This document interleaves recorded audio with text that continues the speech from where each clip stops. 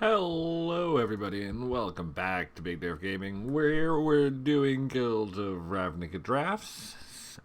And yeah, the attentive amongst you will note that since my last video, I went from having no trophies to 3 trophies, and that was because after misplaying my butt off in the last video, I went, you know what, let me get settled in this format, and I did like 6 or 7 drafts, and got a couple Boros wins. Got one with a really sweet Izzet deck. I had a draft with like the sweetest Selesnya deck you ever did see, but it proved my point that I should get my feet under myself. This is actually the second draft I did, and Doom Whisperer. So that's an obvious slam. This is one of the best cards in the format. My goodness, 6/6 flying trample 4/5 would be good on its own, and yeah, the second part of that is insane. If you can get, and then if you get any other, like, there's so many other surveil cards you can use here to really wreck your opponents, like surveil payoffs that helps with, and yeah, I mean, obvious pick. Just to finish the previous thought about the sweet Selesnya deck, like I was saying about having to get my feet under me in the format to know what the heck I was doing and play. I had the best Selesnya deck you ever did see, with Dawn of Hope and I think it's Ladov Knight or Explorer, the one green-white knight that makes tokens. But I got in just a super grindy matchup with an opponent who also had the creature, and I had inevitability of the long game, but I was not just being quick enough with my turns, and I lost the time, which was quite frustrating, let me tell you. Anyway, so back to this draft. Doom Whisperer, easy pick here. Other good cards in the pack, obviously Lava Coil's really good. I'm still the jury is still out on whether or not what card was I just looking at? I got so convinced trying to figure out what the word jury was. Oh, the Moldavine Hulk or whatever it is, the big creature that reduces mana cost. I don't know if that's great or not yet. It doesn't seem like it is because there's not enough ways to get stuff in the graveyard. I'm not sure that the Vigor Spore Worm, it just isn't better, because that offensive effect you get with its undergrowth just smashes folks, and you're only getting the Moldavine down to like 6 mana anyway. Here we want to be Dimir anyway, and I think Quasi-Doom-Plicate's a pretty good card. It also, it's one of those things that works well with our first pick, where I would be, while I love having a 6/6 flying trample, I'd be happy to have a second. Yeah, so we're just gonna, there's an argument to be made that the Guild Mage's power level is high, but it's not as high as the Duplicate, I don't think. And yeah, with what we want to do, I think we're having to call the Duplicate. Here, it's interesting. I haven't loved Discovery Dispersal. It's a format where I feel like people are keeping lands, not necessarily keeping lands in hand, but like the board develops so slowly that you can't always. Dispersal isn't like the removal you want it to be. You know, your opponent isn't empty-handed enough that you can cast Dispersal to basically kill a creature, and just cause them to bounce and discard separately is good, but it's, you know, I haven't found it as great as I want it to be. I've got it in my hand, and I'm like, well, what does that let me do? That lets me get in half an attack or whatever. Like, it hasn't been as game-winning as I want it to be for its expensiveness. That said, Chainer's Insight, whew! This card is great. If your deck doesn't die to the Boros deck by turn 4, you'll usually be able to take over the game that way. Here we're getting kind of interesting because, as I said, we probably want to be 3 colors, maybe? And so we could talk about taking an Izzet card here, but the question is, which one will we take? I mean, the control-y style that I probably want to play probably means that we want Ionize more than we want really the combo off of Electromancer. And I don't really love going, like, I'm not trying to play red to play this. I mean, if I had any surveil payoffs really already, you could make me an argument that this could work out good in this deck. I don't think it's a great card, but like, I think it can be good in like the nut surveil deck. Painter's been meh. Lurcher's been alright. I mean, I think Ionize is better than Lurcher. Lurcher has been strong, but it's just been just a big dork in the format. Like, if that thing had trample, obviously it'd be ridiculous, but it would also be, you'd have to cost more, but it'd also be a lot better of a payoff. Here, again, we're not seeing a lot of good Dimir, so we're going to continue to lean a little. Is it, I guess? Iron Shell Beetle has outperformed what I thought it would so far. But I don't think that is really what I want to take here and start hedging Golgari that way. I mean, you could also talk me into a Wishcoin Crab, but I think I'd rather just have a Command the Storm.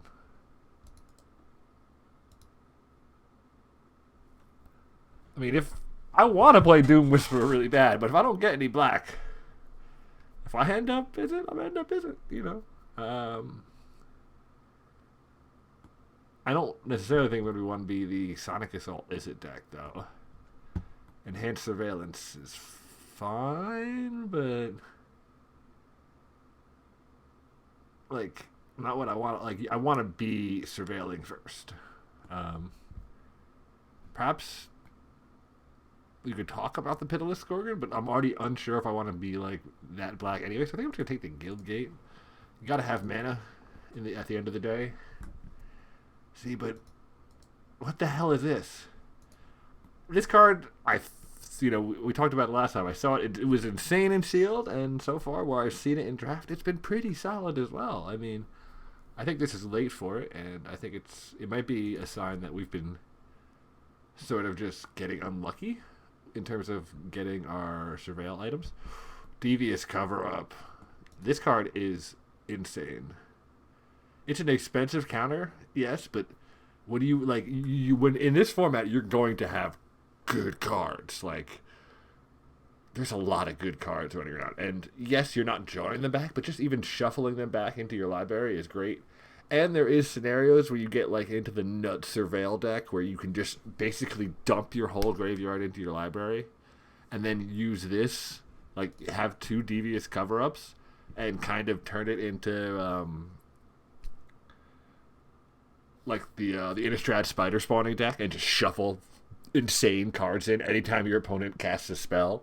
And like, so if you're up, your opponent has to cast a spell at some point, or your insane card should win the game. Your 4 insane cards you just shuffled in will win the game before time runs out. And when they do, you get to shuffle more cards in.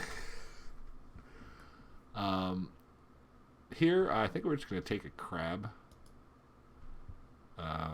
I want to be black, and I think Doubter Blight is fine, but I'm not like 100% that I'm black yet, so I'd rather just take the crab, which I know is going to be a good defensive creature wherever I end up in it, where I'm going to clearly be blue, probably. This pack is pretty bad for us. We're going to take the Veiled Shade, but very mediocre. Again, Mubark Painter is better. This card is I've been as I've been doing drafts. I've taken note, like there's cards that are good in different archetypes.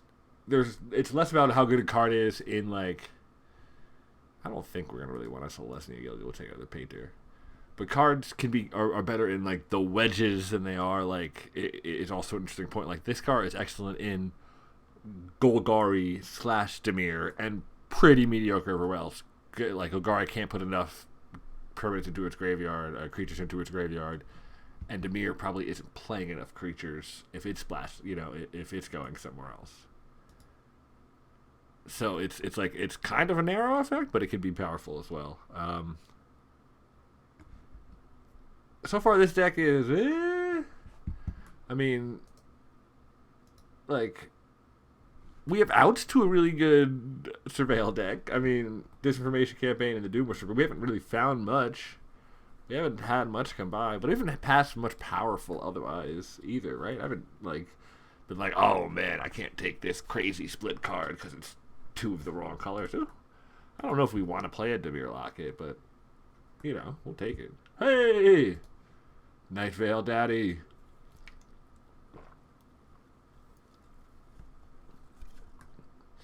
We want to be Dimir. Yes, this is very restrictive for not to be, but it's such a powerful effect. You like the other thing you could talk about here, because Like taking the Necrolist, taking a black card that's not the Predator seems bad. Inescapable Blaze doesn't seem great because it's got double red. Same with Direct Current. We're not that red. We really still want to play this Doom Whisperer. And Unexplained, so it's really Unexplained Disappearance or Night Veil Predator.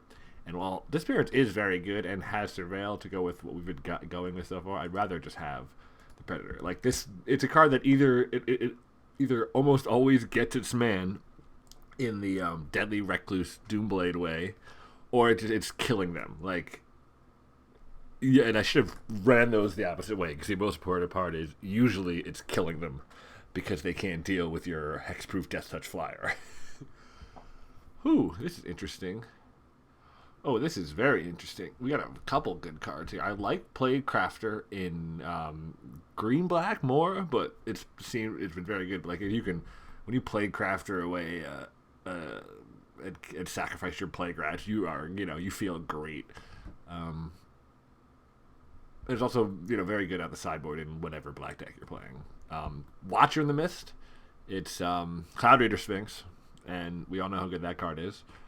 But I think we want Deadweight. We really have very little low drops going on. We do want to be black-blue more than we want to really be blue-red. In this wee Dragonos floating around. And, taking the Watcher pushes us away, again, slightly away from being black and all our good black cards. Whereas, if we're going to be black, get to play these great black cards, then Deadweight will be a good card in our deck. Ooh. Can we play a mission briefing? Is that being too greedy? I mean, I'm not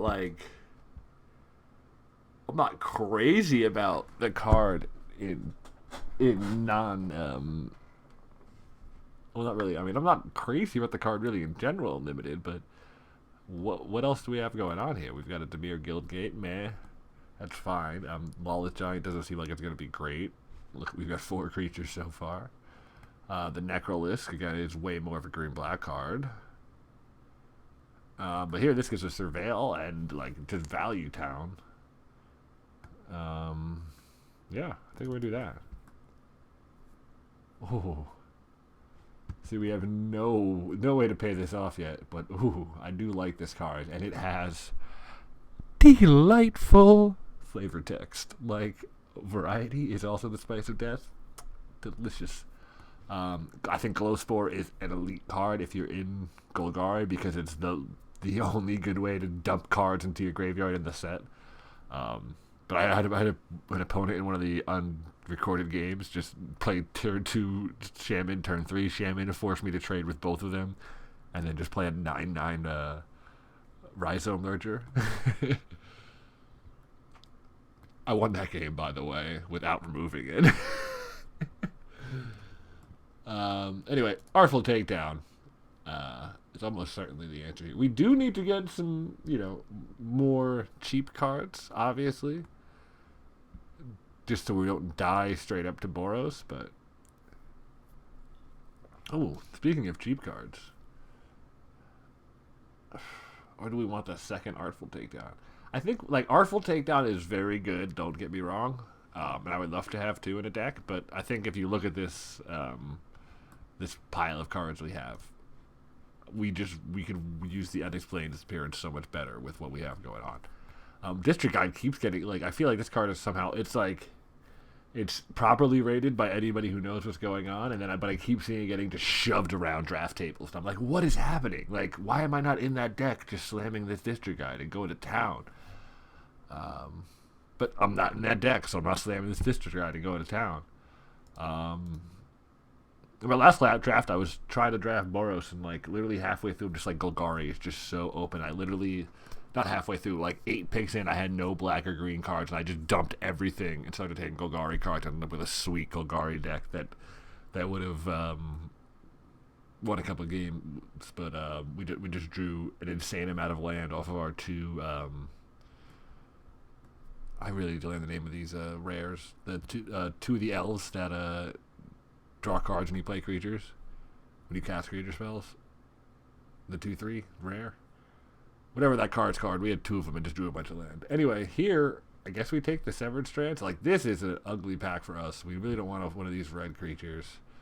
Never happened is okay, but I mean, Severed Strands isn't good for us either because we don't really have a good way to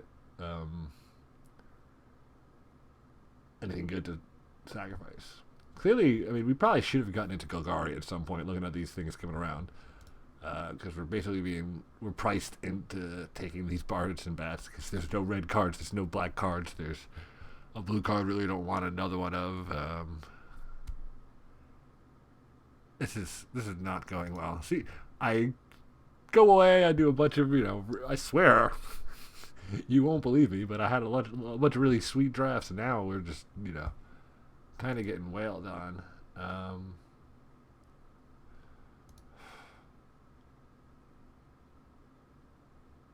I guess we take the Dazzling Lights.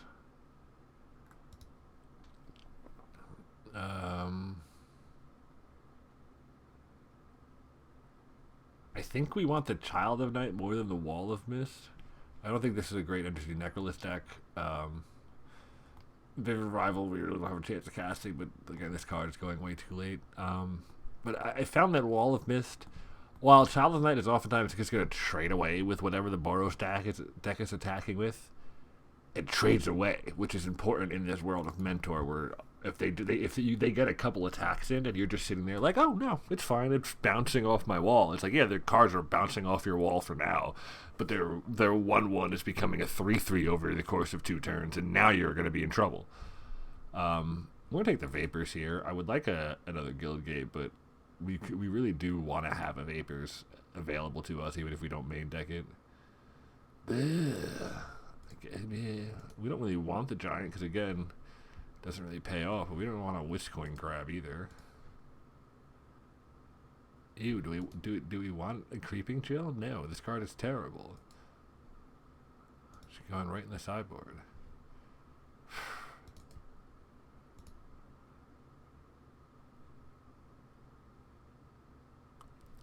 Perhaps we got 2, I got 2 attached to the Doom Whisperer, but this card is so insane. And then when we opened the Knife Veil Predator in pack 2, or not opened, I think we got past it. We got the Knife Veil Predator in pack 2. It was like, here we go, like, we're getting there now. But this disinformation campaign was just so late. It seemed like there could be one other person, like, passing to us in that first pack that was, taking good Dimir cards and then had to let the Disinformation campaign slip through. But it didn't seem like I was going to get cut again coming the other way, because I didn't see any Dimir cards coming my way.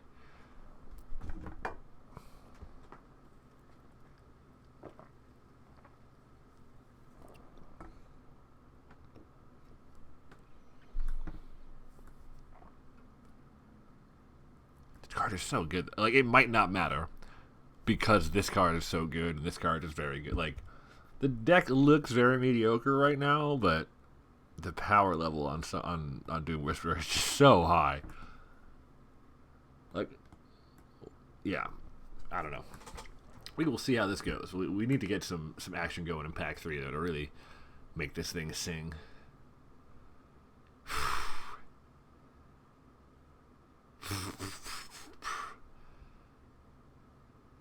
Oh man, was that a brick and a half? I'm not mad that I didn't take those random Celestial. I mean, the Celestial Lockets are worse than Plains for us, but ugh. Dawn of Hope is just ridiculous. I don't know.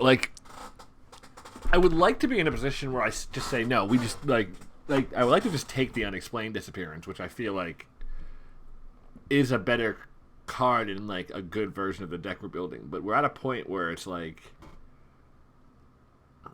we do need more just power level on some of these cards. So it might make, even though it's pack 3, because we're in the land of the Guildgate, it might make sense just to take this Dawn of Hope and try and, because if you could make a soldier return that's good for defense, and if you can make a soldier return and you stabilize, you start attacking and drawing cards, that's the card advantage. I think we're just taking the Dawn of Hope.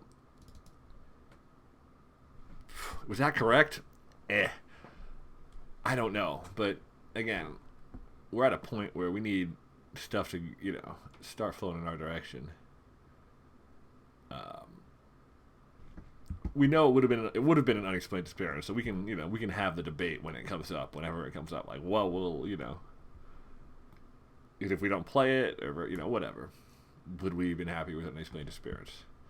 Anyway, here Narcomoeba is okay, but I think we'd much rather have a Whisper Agent. That card has overperformed what it looked like on paper, and yeah, oof. Oh, the House Guildmage has to be the pick here, right? The Steam Vents lets us helps our mana a lot, but I mean, it's got to be the Guildmage.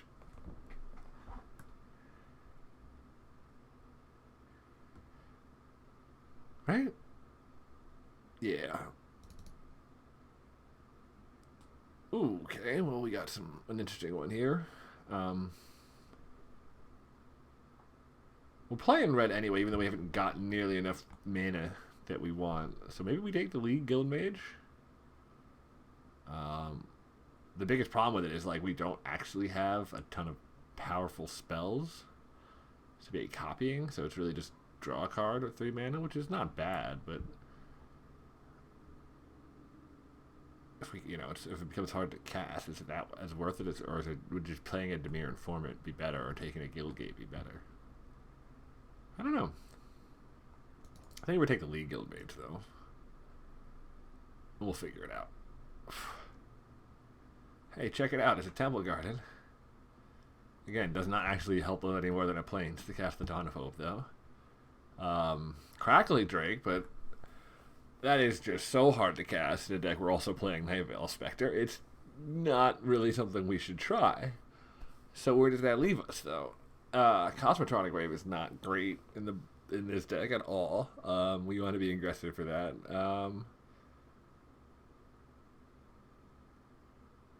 Yeah, Conclave Guildmage isn't going to work out. If we could take a Locket. That seems fairly mediocre. This is all not good.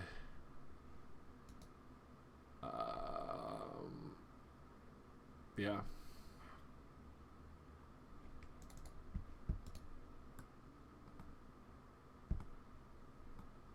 See, we've got it, but it's like, what are we getting? What powerful spells are we going to get? We're not going to get anything. Ugh. But there's nothing else for us to play in our colors.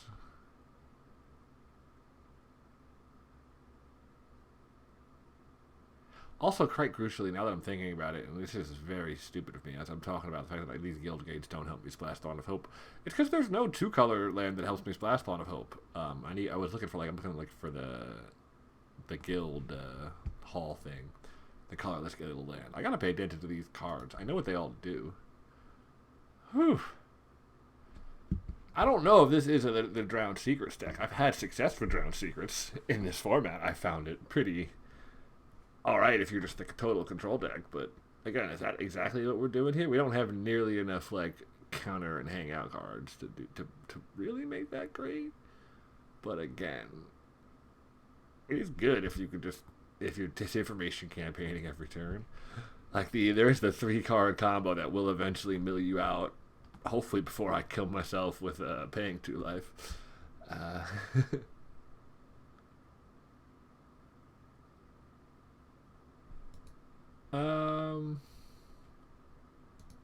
Yeah, we're still taking it, though.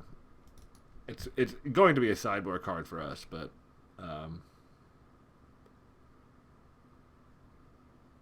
there's going to be matchups where that's just, oh, well, we win the game. Dragonauts. We've had a deck with more spells that all felt bad.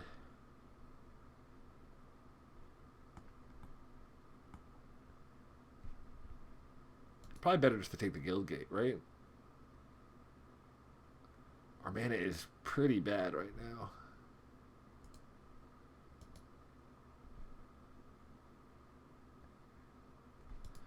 I mean, I guess Boros Guildgate, if we're trying to play red, does kind of help us splash the white card, right? It's basically a mountain, right? Yeah, yeah. That's not absolute bullshit at all. I mean, I don't want to take the didn't want to take the narco mega before, but at this point, I might be getting in there. I don't really want a second Is It Locket. I don't think I'm going to want to play the Barrier Bones much, but there's opportunities that I might set it in.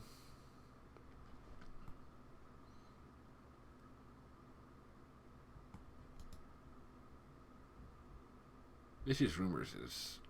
I think I'm going to take the Wall of Mist.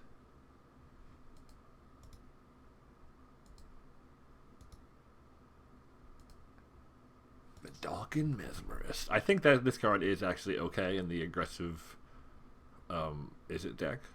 But again, super situational. And like, there's so many different types of decks that it's very interesting, like, what pick orders become once you're in a type of deck. Like, I think there's at least 2 different, like, Is It decks, maybe 3, in terms of, like, what the deck is trying to do. And that's just an Is It.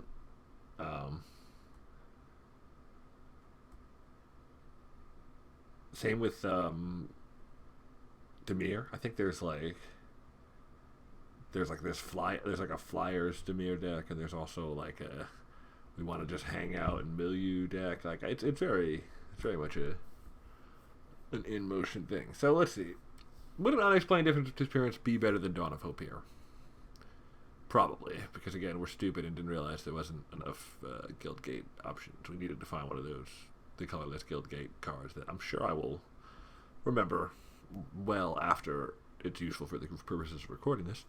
So right here, I mean, we need to cut a card, I guess. I mean, we can cut the Dawn of Hope.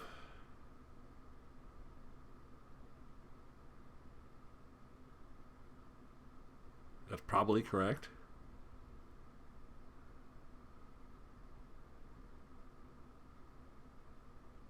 But note the mouse is not moving over there quickly to do that. Because I'm looking around like, is there any other way I can... I just...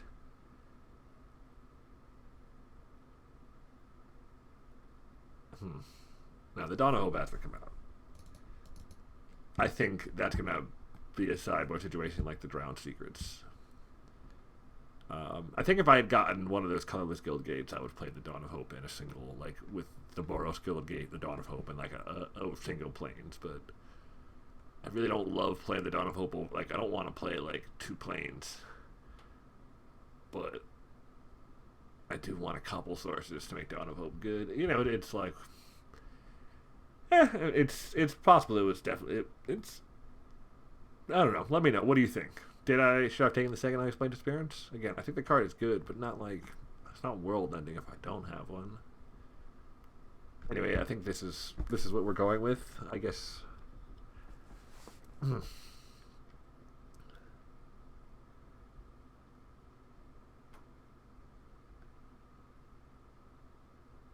What if I guess my win conditions are just Flyers, like, and devious cover up to get back, if they kill my Flyers back in the deck if they get murdered.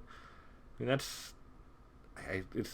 I guess we're gonna have to be careful with our Night Veil Predator, because that's like, there's removal in the format. All decks have removal, so we're gonna need to get opponents to either spend their removal somewhere else, or be really successful with the Predator in order to get in for the finish, because the Doom Whisperer is going to get taken out a couple of times. It's going to happen. How the heck are we doing the mana here? That's what, 7 black sources, 9 blue sources, 3 red sources like this?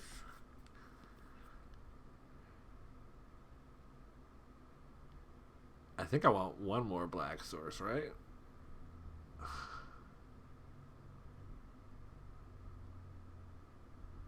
Probably 1 more red source. Yeah, I did not get the guild gates highly enough. This is Maybe we have to cut a card for a locket to really make this to make this all work.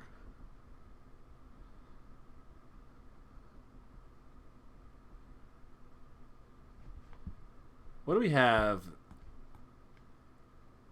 Quasi-Doom-Plicate, Severed Strands. We do have 2 sorceries, so it's not insane for... Like, Invert Vent should be alright. Invert has not... There's lots of square stats running around, or stats that don't... where it doesn't work really well for you to, you know... Invert has not been as good a card as I was hoping it would be in killing stuff. You're playing this a lot more for Invent. Wow, did I get a sidetrack? Now, do we want to force a locket in here? Do we want to just play an ugly number of lands? I don't know if I can play a lot. Like, I'm at like a kind of minimum threshold for both creatures. But I also... Do I just cut the Dazzling Lights?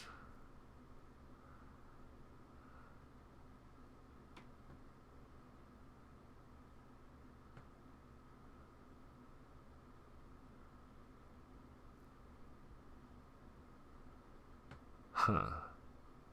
How much surveil do I have for this information campaign? 1, 2, 3, 4, 5. Ew. If I cut the Dazzling Lights, ew.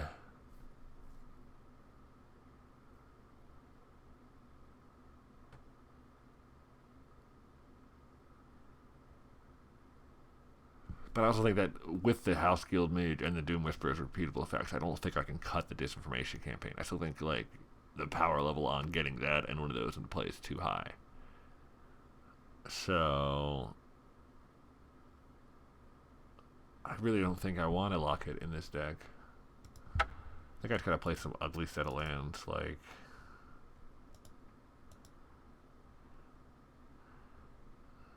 That's an 8/7/4.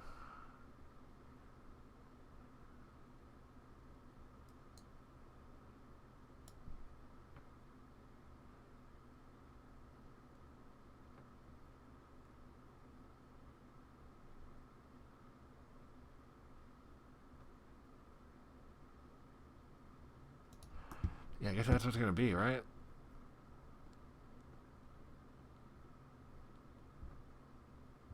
Yeah. That's what it's gonna be.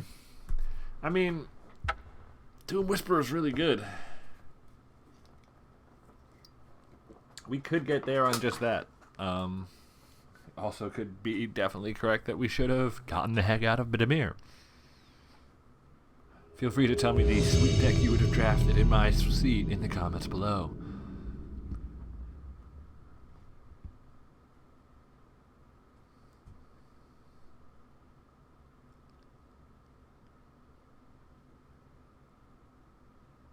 Whew, well, that's going back. The one-landers are going back.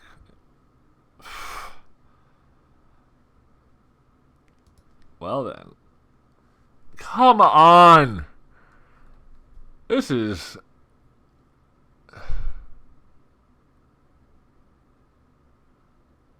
I can't no, we gotta keep this.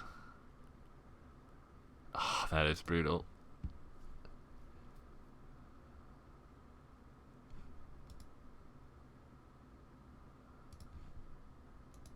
Oh, come on. You're gonna taunt me? You're gonna draw me the Doom Whisperer?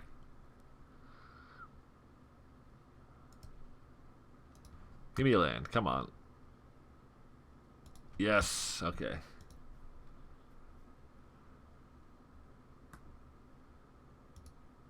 This is gonna be interesting because there's a real tight like if opponent plays a creature here. Never mind because I don't want to unexplained disappearance that if I can help it. I was gonna say it's tight if I want to unexplained disappearance at the end of this turn in order to try to make sure I put a land on top, like for the scry part, or if I wanted to wait and use it after Disinformation campaign to bring it back. But I'm not giving opponent another land. I'm not gonna give up tempo and card advantage there when you know, it's roughly 50-50 that the top card of my deck is land anyway. I don't think that's correct.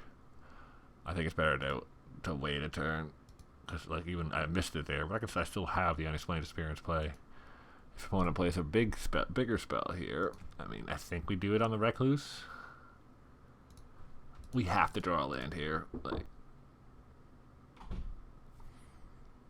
so we're gonna command the storm.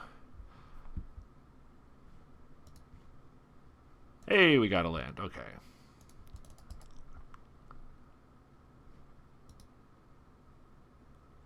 Okay. Well, all right. We're starting to turn the corner a little bit. We can play. I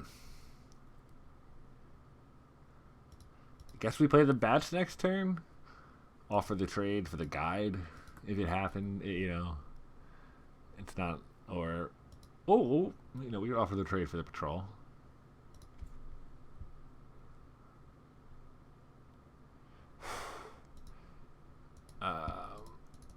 If this was a Dimir Guildgate, I would have definitely considered taking another turn off to be able to absolutely cast Doom Whisperer the turn after. But I think we have to make the blocker here.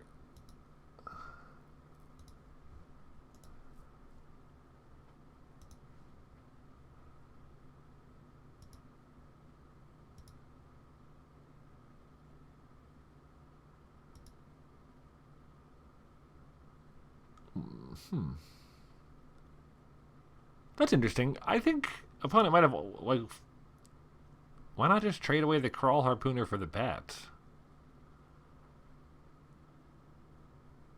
And you have a Hitchclaw Recluse. I don't know. I don't love trading away my mentor creature there.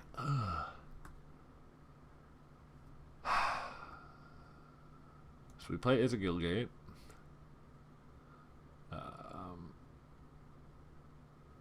We have to just play the Guild Mage here, right? To be able to play defense. We can't just sit back on cover up. As much as I'd love to. The opponent could easily just have a land in hand.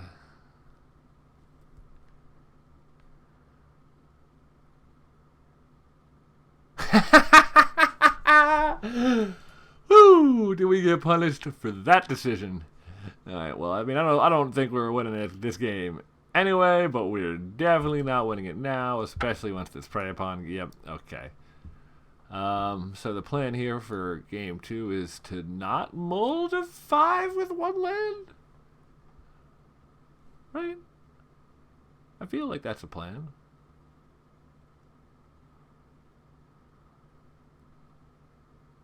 Opponent's deck seems kind of dorky. Perhaps we want to, like, mess with our setup here a little bit.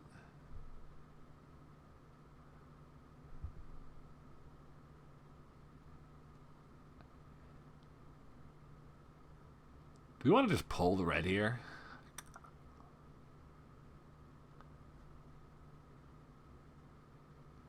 Like, Command the Storm is fine, but are we better against the opponent's deck if we play the Drown Sequence?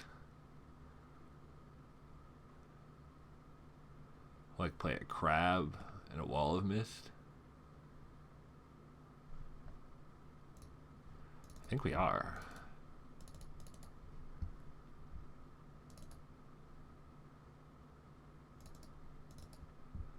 Wall of Mist and, like,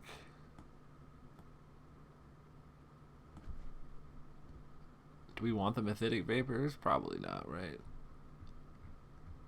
Maybe, though. Maybe we just want the barrier. Like, opponent's deck is just dorks.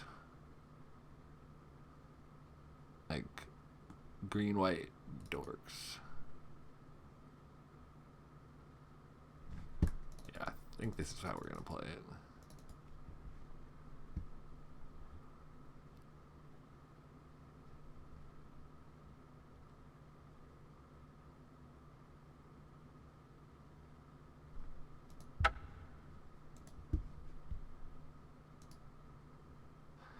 Like I just want more defensive options here.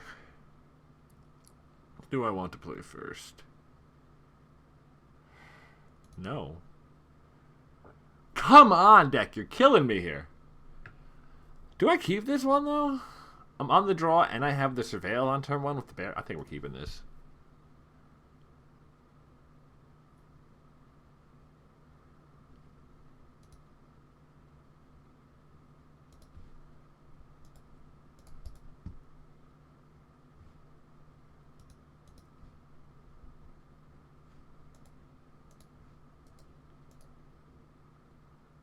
On the draw with turn 1 scry, we get there.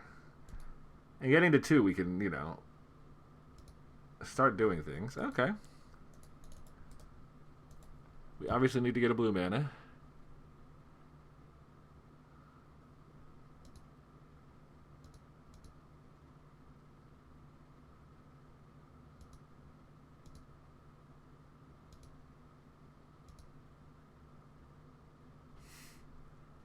I mean, that's a card.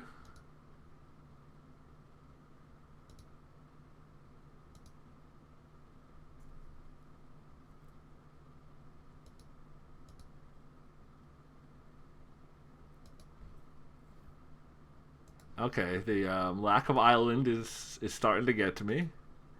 We really wanted an island.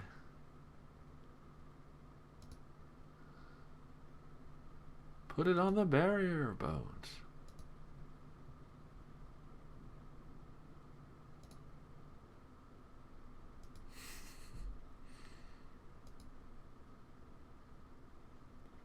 Like if we get an island in the first few turns there, this hand is good. I don't know. I'm not mad about that keep right now. Got like 9 blue sources in the deck. There we go. Okay. So now what do we play? I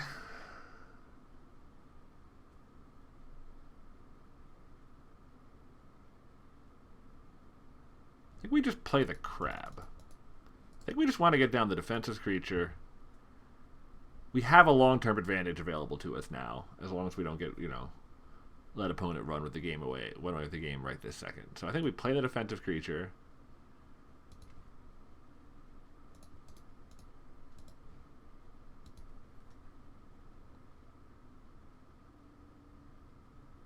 If opponent has Strength of Seeds here, or Bounty of Might. Why does Strength of Seeds? Wrong Ravnica. Scatter Seeds? Wow, alright, regardless. Bounty of Might here, I really don't mind that much. Like,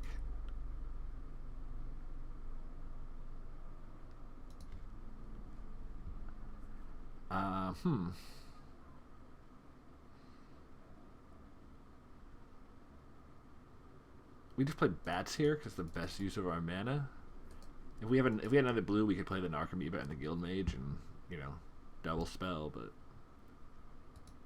whew, another Harpooner. That card is excellent, by the way. Like, 2 mana 3/2.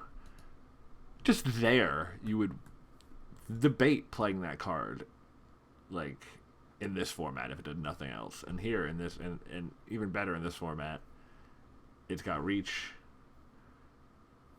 and it can kill a flyer, and it's just, whew.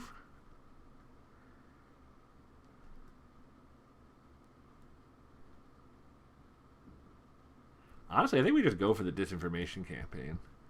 Force opponent to discard a card. You get to draw a card. We should have not played our land beforehand. We should have made that decision first. Like, that was absolutely terrible. But, you know, it happened to not matter here.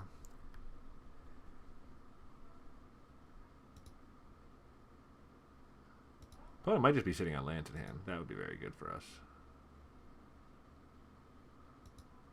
Or they've got a fantastic card. You know. One or the other. Oh, that is a draw. Bye-bye.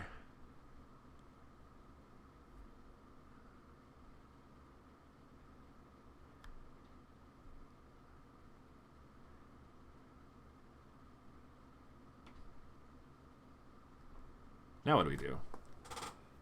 I don't really want to... I'm not super hyped about playing the Guild Mage to trade away here.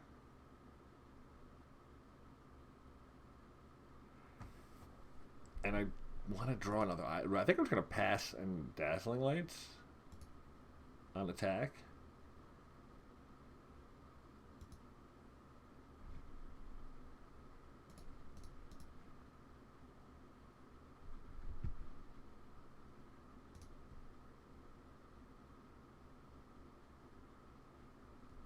I'm going to Graveyard the Drowned Secrets. Well, I'm not opposed to like that being the win condition. It's just not going to work out. I do need to get other things happening in this game at the moment.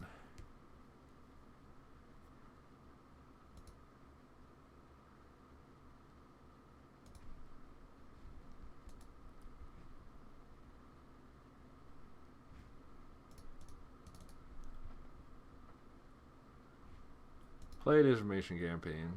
Draw a card. That's good. We are going to have to trade away the Guild Mage in the end, but that's, you know, not the end of the world. We are approaching the point that when we draw the Doom Whisperer, we can just quasi-duplicate it on the spot. And that's going to go a long way. The second 6/6 trample flyer.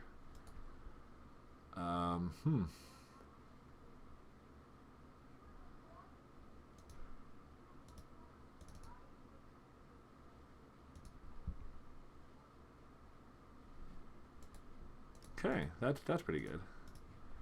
Wall of Mist. And suddenly I feel very in control of this game. Severed Strands with the Wall of Mist and the Narcomoeba. As I say that, opponent's like, yeah, now I'm going to draw 2 cards here.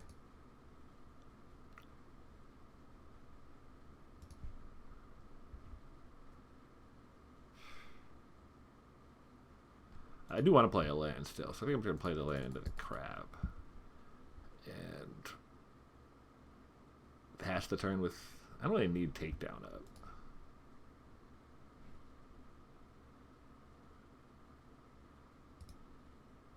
And, yeah, I'm not going to discard the Narcomoeba to the Canister's Insight. I'm going to... I'd rather... Like, the 8 lands is the crucial point I need to be at to cast Doom Whisperer and Quasi-Doom-Plicate at the same turn.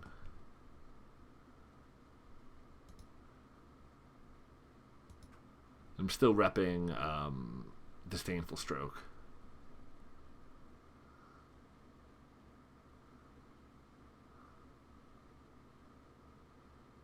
Hardcast Siege Worm is fine, because we can just sever it.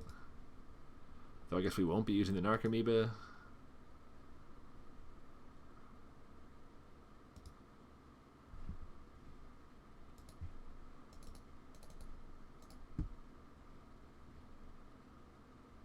Whew!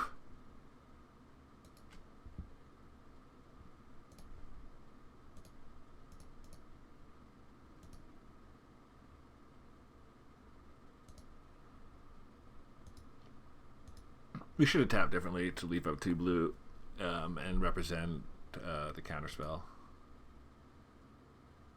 That's fine. If opponent is preying upon to start getting... Yeah, we're cool with that.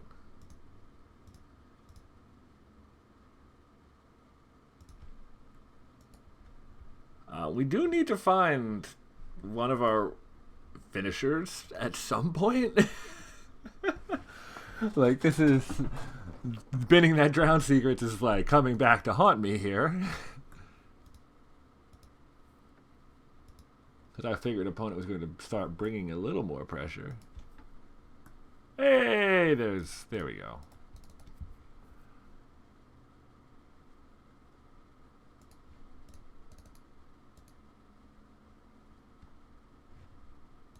We're just jump starting it right away because I don't know what opponent's going to do to interfere with it, but we would like the second one. Absolutely. Like, we wanted to cast that with Doom Whisperer, like I said, but we're not going to wait. And as soon as we draw our next land, we're going to, make another one.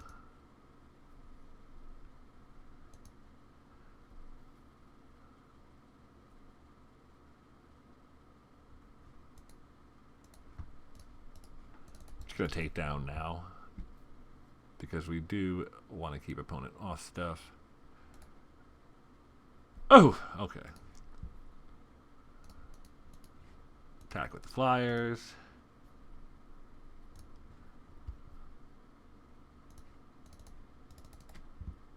Play the Whisper.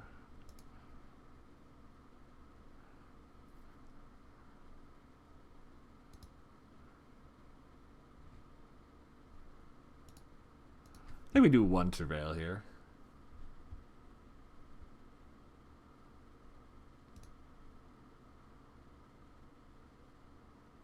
Put that into the graveyard. Put that on top.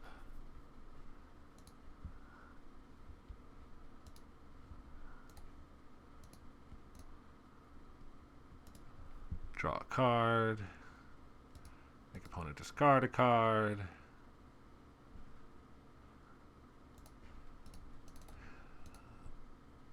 Cast Quasi-Dupe.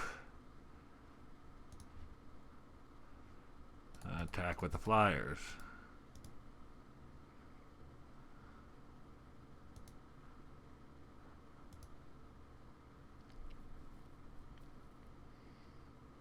There we go. And now I'm just trying to... Is this the better version of this deck overall? Just the Whisk going, like, not playing the red spells? I don't know, I feel like against more powerful decks, I'm going to want that red splash to be more powerful overall. But right now I just need consistency to not, just get... Like, opponent's deck is just trying to beat me up with green-white and kind of bully me in that Celestia way. And this is a better recourse for that, I think. It might have been a mistake banning that drown sequence, by the way, because man, was that going to win that without have like just controlled the rest of that game otherwise. We're getting really beat up by this Narcomoeba and the percentage of the time that it's in your opening hand, because that's when it's at its worst, but it's still technically a 2-drop. We got a 3-drop. We got a removal spell. We're not gonna... They're not the best versions of those cards in our deck, but if we can't keep this hand, like, what are we doing? We got both colors of mana.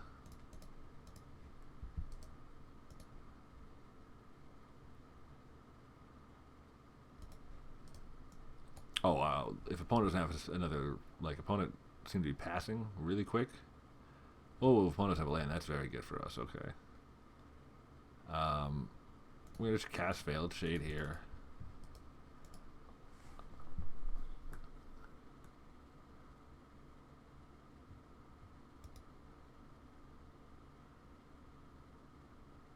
Do we want to block? No. So we have multiple instant speed cards, so it's no penalty for us at all to just sit back with Veiled Shade mana up.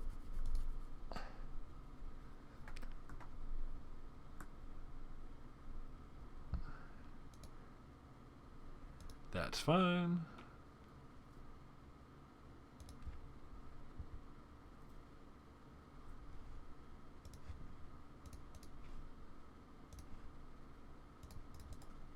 Am I missing something? Is the opponent going to prey upon it with the other side, on the other side with a Generous Stray? Because I'm okay with that.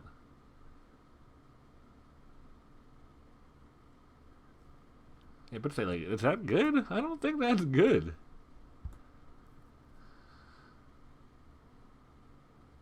I don't think it matters what color mana we play here, as long as we continue to alternate. No, actually, I think Island is correct, because now we leave up double activation and the -3/-0, which we've already shown opponent.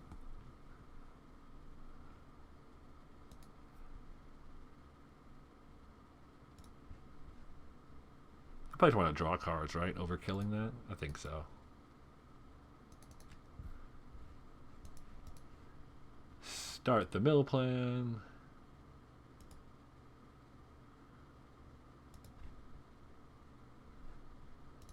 Oh, we got a Quasi-Dupe. Play a House Guild Mage. Mill for 2.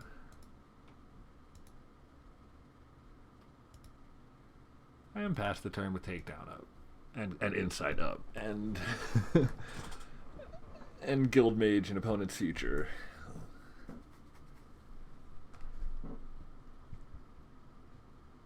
Oh, absolutely.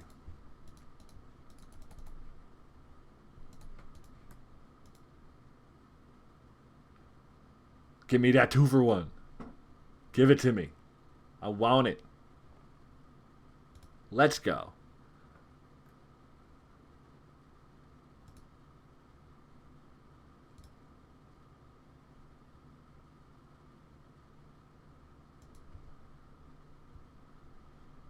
Whew. Okay. Let us get the insight. Mill opponent for more.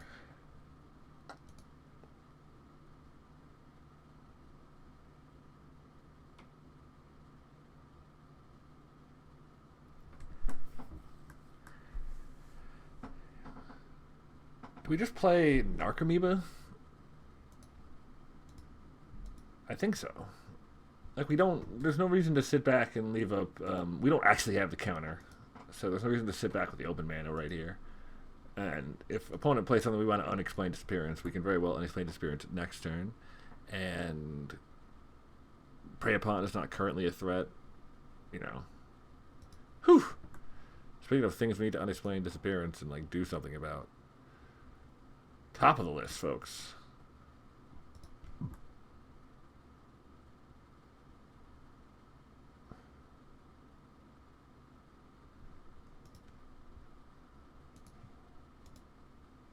We probably should have started bashing a Veil Chain like a turn or two ago, but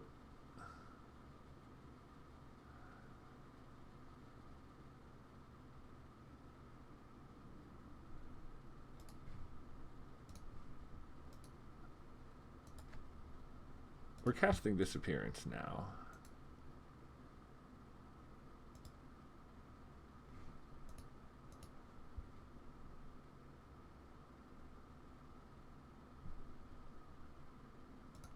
Then we're going to make a Whisper Agent, Child of Night, sorry, and make a Whisper Agent later. But now, like, we've made opponent think we have counter. We have played in a way that, hey, we have counter, but actually we just have a Whisper Agent, but it's part of the long term. We're going to mill you very shortly plan. Like, we're not currently trying to kill opponent. Like, we're actually kind of happy if opponent gets that down and starts triggering it, you know, because it's, you know, they're going to help our mill themselves plan. But we've, you know, I would say we've duped them, but they're convoking. Oh, they're convoking it. Ooh. Wow, I guess they just really wanted to convoke for that, and we're not worried about the counterspell in the slightest. Because that line, I don't love it, but I guess you gotta stay alive.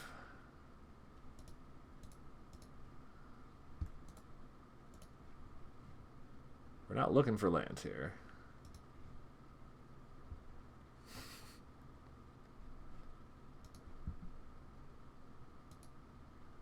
Do we attack with the House Guild Mage at this point? Yeah. We do want to be a little more aggressive here.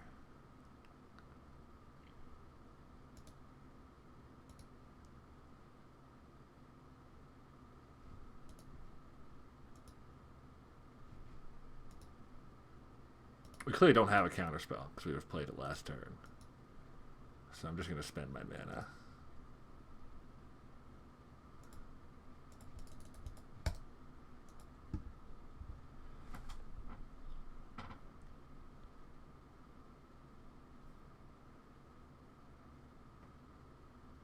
Siege Worm?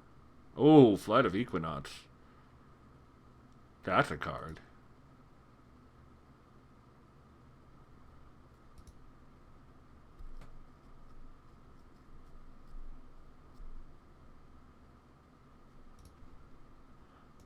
But I can just keep attacking with Veiled Shade.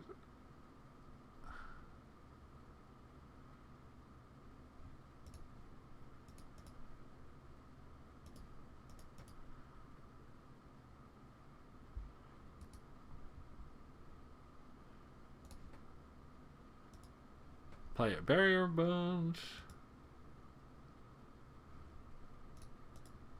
Get rid of the land. Dear God, we just want one of those flyers. I know there's only 2 of them. But come on, either one. We get to make another one.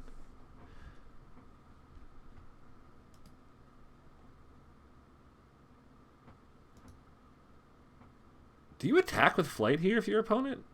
I mean, it's now just lockdown until you do something else I need to lock down, but I'm going to keep flight locked down for the foreseeable future.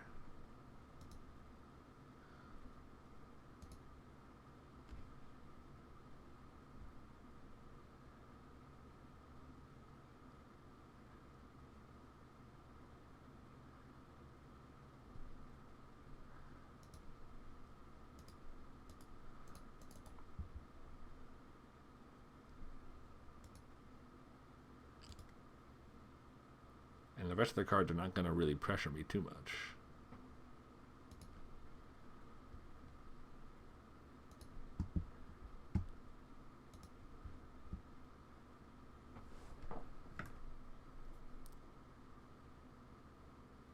Can I attack with everything here?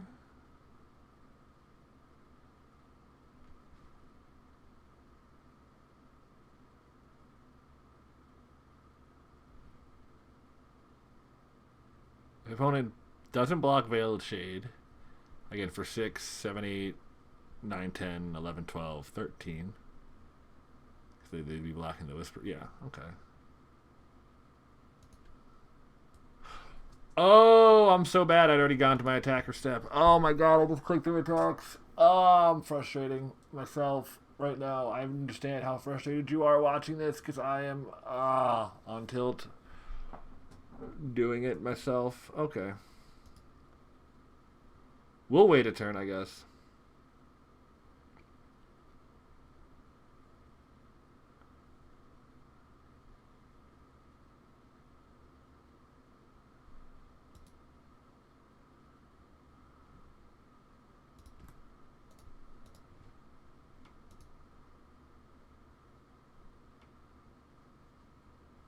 Happy to trade my 1/1 dork for opponent's 1/1 dork.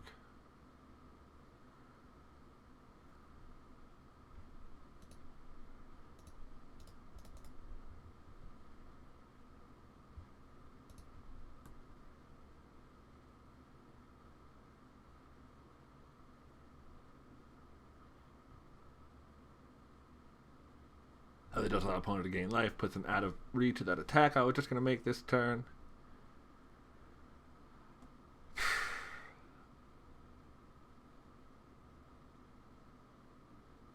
If I attack with Veiled Shade, they can double block. And I'm trading Shade for either Centaur or Whisperer. I don't think that's good. I think I missed my window for the attack. Like a scrub. And now I'm playing defense for a while.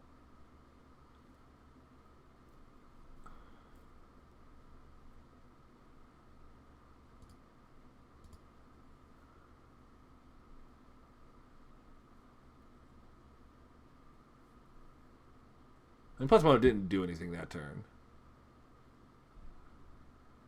Which screams that they have the +3, the +9. Oh no, the bounty of my turn in the graveyard.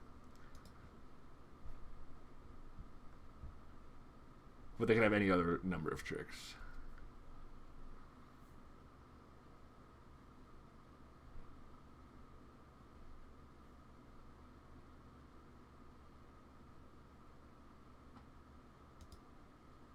The thing about Beast Whisperer is it's not a May ability. Once it starts going, it's going.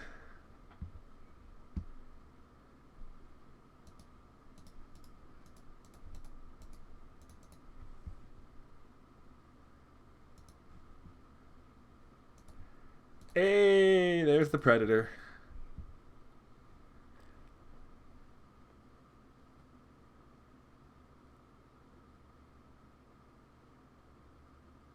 Do we want to dead weight something? Probably not, right? It's probably better just to keep that up.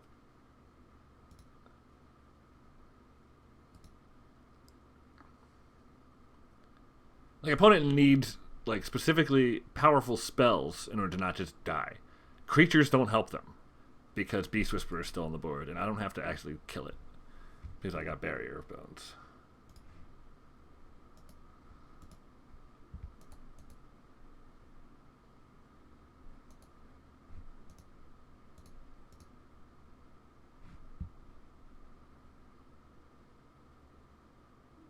Is that right? Like, if opponent has the second bounty of Might, like, I do just die when they cast it on this Siege Worm.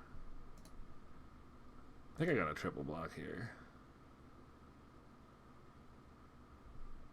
Or actually, no, I block like that. Then I put this here.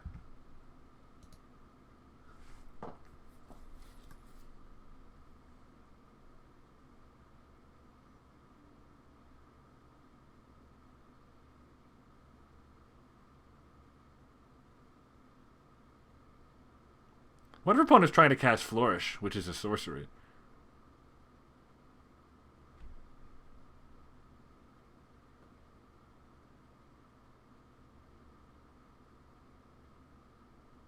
They did have Bounty of Might.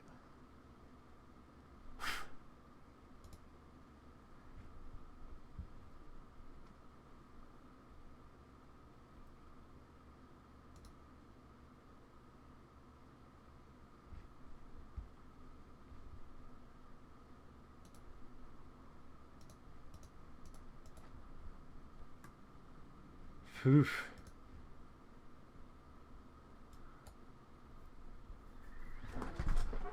Okay, I think I need to cast Quasi-Duplicate at this point. Do I make another Veil Shade or another Guild Mage? I think I make another Guild Mage.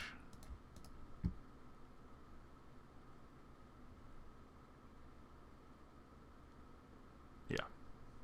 Cool, cool, cool. Alrighty. So yeah, that was an interesting round one.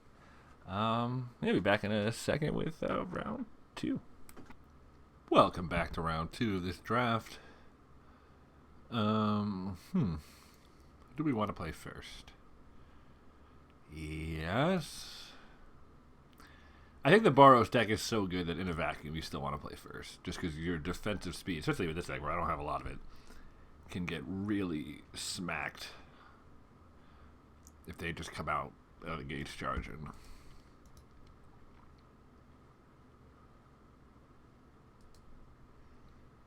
And the Boros Guildgate, I mean, it doesn't mean Boros, but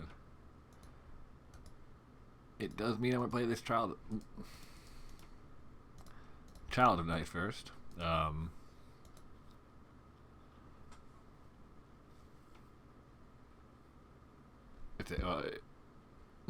alright, that is an aggressive card still. Just not quite the aggressiveness level I was worried about. I'm going to attack with my Child of Night here, because it can't block anyway.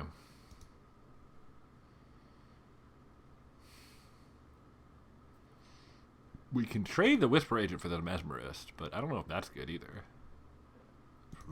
Excuse me. Probably not, right?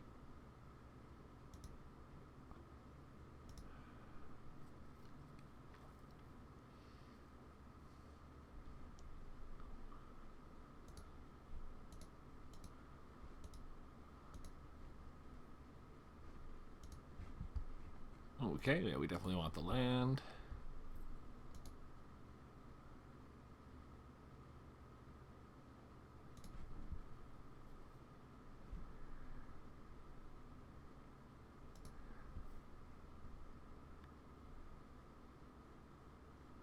I think we attack with both here and cast Invert if opponent blocks.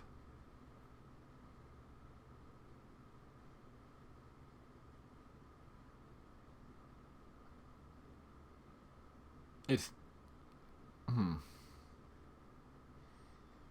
It's a 2-for-1 on myself, but Severus Strange is also going to be a 2-for-1 on myself. And like I said, opponent seems aggressive, and I could really use killing that wee Dragonauts by whatever means necessary.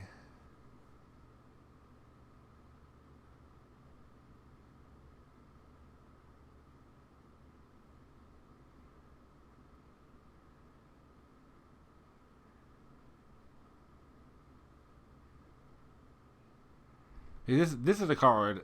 Especially look at my hand. There's no flyers coming. You look at the deck. There's not many flyers in it, and this is a card that can just kill you from almost any life total. If the Izzet deck starts going, if they get down an Electromancer, forget about it. And if I get the opportunity to kill it, I'm generally going to take it.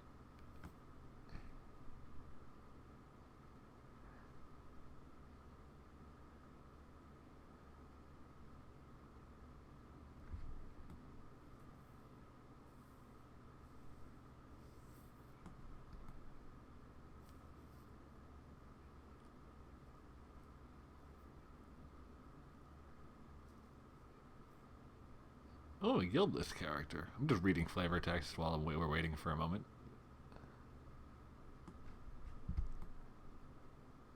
I'm still befuddled by entirely what's going on art-wise and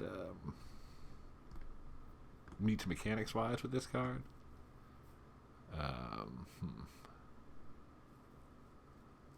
What do we want to do here?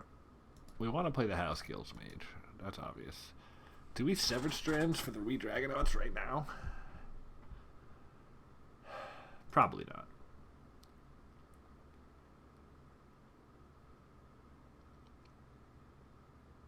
We have that play whenever. I'm not crazy worried about being mana efficient. Like, oh, all right, Burrow Guild Gate there.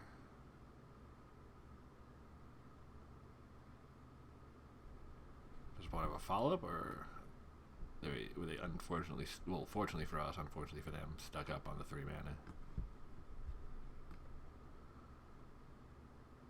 Shout out to whoever was like, yeah, there's going to be so many guild gates running around that we should get 2 different arts. And whoever was like, and what we should put sweet flavor text on both. One from each guild leader. Flavor team. They're delightful.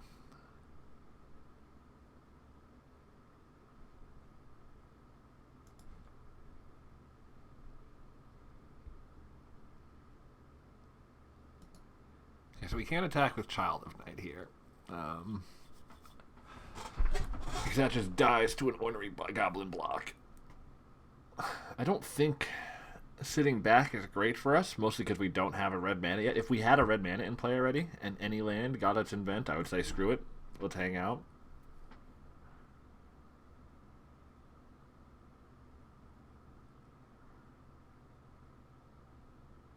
If I attack with a Whisper Agent, I can do a cheeky invert, and that kills if the opponent goes for the ornery goblin block. But opponent is more likely just to Vidalcat Mesmerist there. Okay, so now the question, I don't think I want to attack. Unfortunately, I don't think I have a good attack. So the question becomes, well, maybe I do. If I attack with everything, do we think opponent's going to block with just the goblin? Now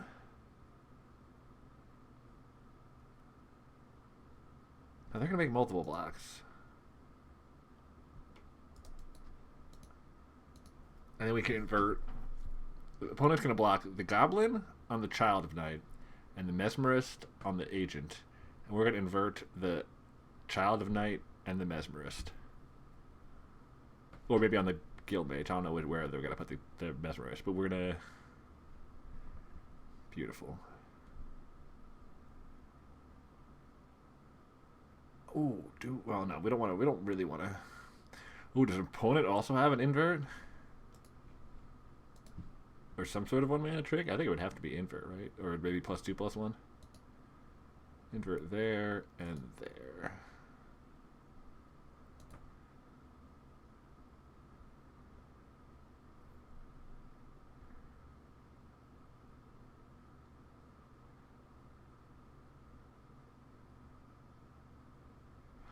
I'm still not sure what I feel about Invert. I feel like I've had to struggle to come up with situations where it can be very useful during attacks because of the squareness of stats.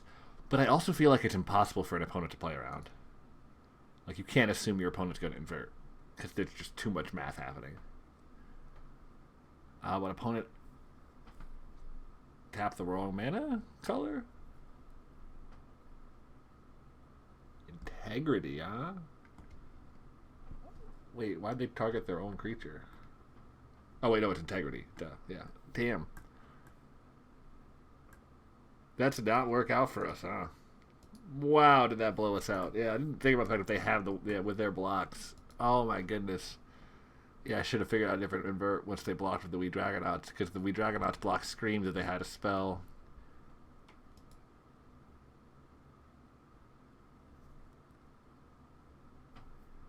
I should have waited until they cast the spell. I know, but then I just lose the child if they. Damn, I should have thought that attack through some more, guys. I didn't, at no point in my considerations of the attack did I think, does opponent have a 1-mana spell here? I did not put any thought into that. What I should have, because, I mean, well, they're not really Boros. Ugh.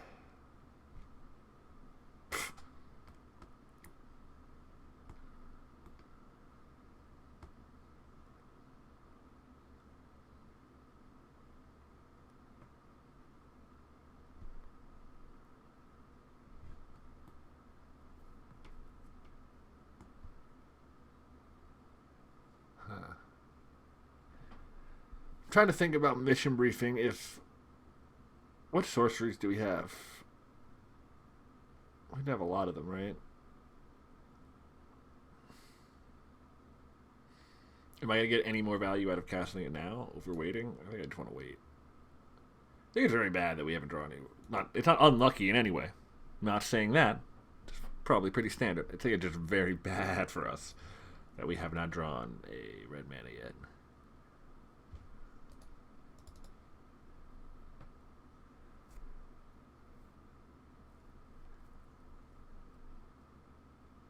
No idea what card I'm looking for here. Mostly just hoping for some surveil action.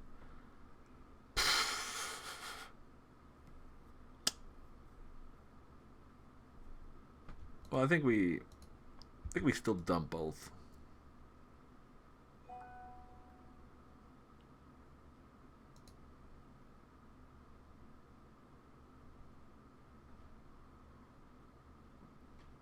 The question is, do we invent to save 1 damage for this turn?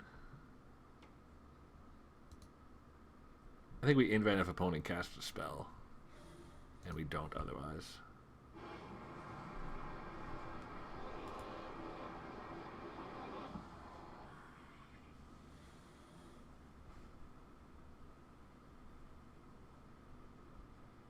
And no spell from opponent, so I don't think we invent.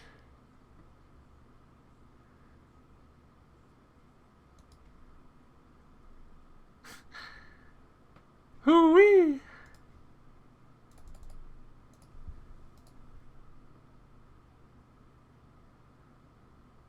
Oh, I mean, there's a Doom Whisperer. Disinformation. All right. We may get out of this yet, Frodo. We may yet.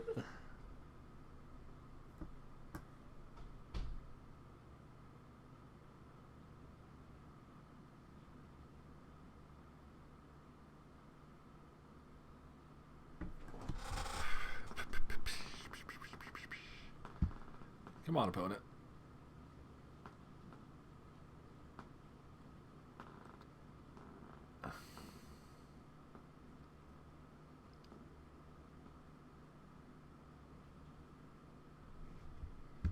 See, I don't think it was a thought. The not casting invert and exiling it.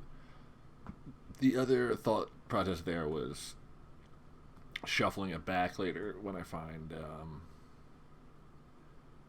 devious cover up. Direct current to the face. That is problematic.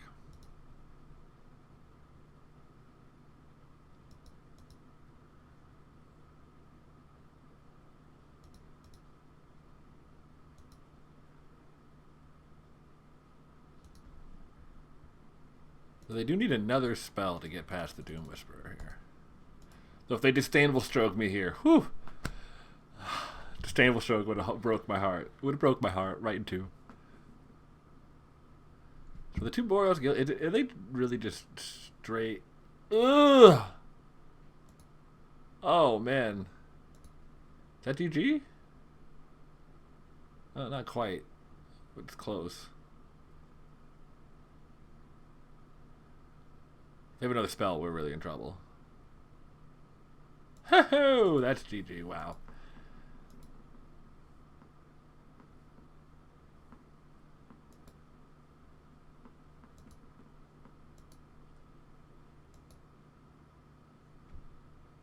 Man, did making that attack not work out for me. Wow, do we blow that? Okay. Because even if we just have the creatures sitting around, any single one of those creatures, if we have that left, we can just smang and use the Severed Strands, drop those Wee Dragonauts right out of the sky.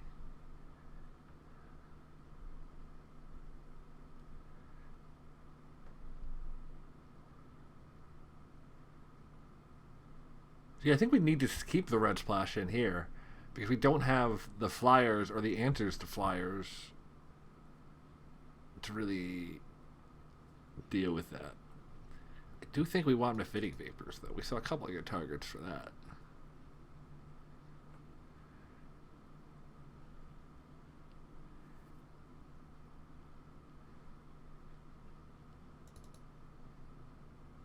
Missing Briefing did not seem great.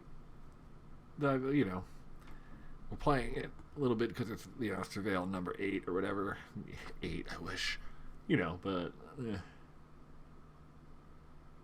of course, if I had, you know, Severed Strand still, you know, there's a lot going on there.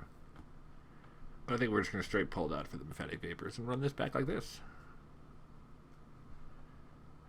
We still want to play first, definitely, because opponent is aggressively, is it? And we're going to keep this hand because we have all of our colors this time. And we have mana to cast Nightveil Predator on turn 4. And we have a Dazzling Lights and Mephitic Vapors. This is a pretty solid hand versus this opponent.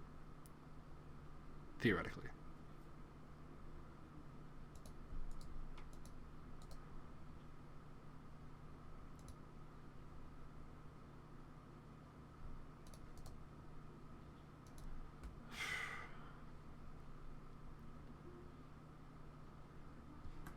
Ooh, that's a decent start for our Mephitic Vapors being good.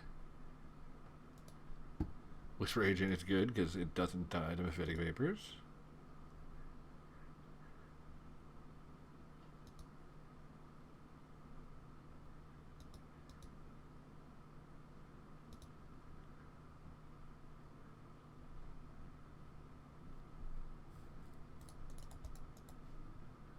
Play the Whisper Agent.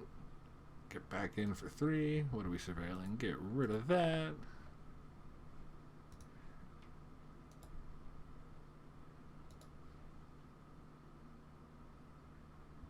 Gonna bash with the Agent and the Dazzling Lights up. Not because I think it matters, but, you know, just because it's technically correct. And play the Predator.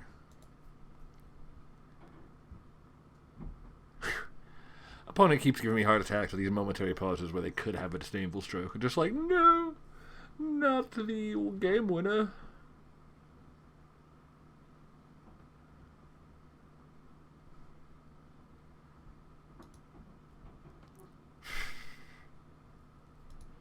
That's rough.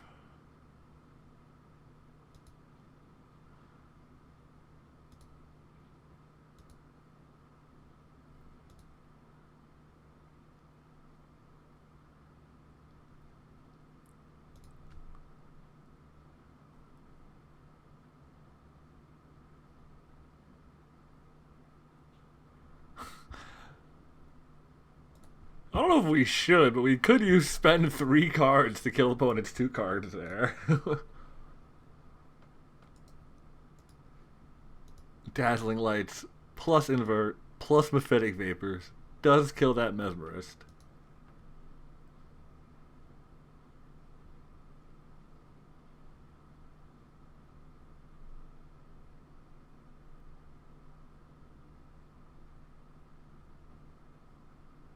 I think with the Dazzling Lights up, we just bash because we can save ourselves 3 damage if it's like crucial.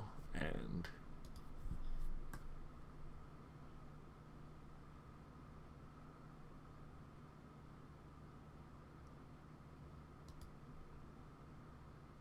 we are currently winning the race.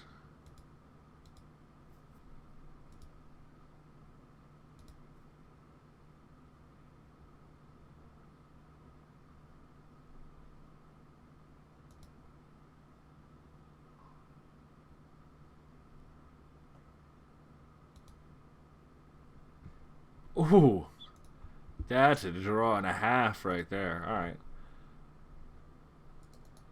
we bashing.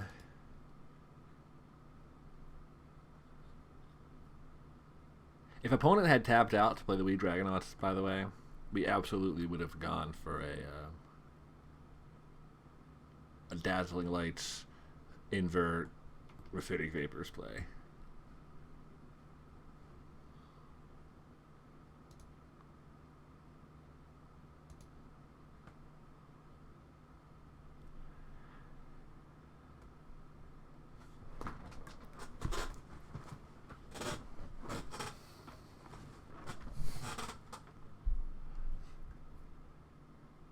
So now we're just going to go for the Dazzling Lights on the Dragonauts. And then if opponent has the 1 mana +2/+2 again, we can over the top them with the Command the Storm.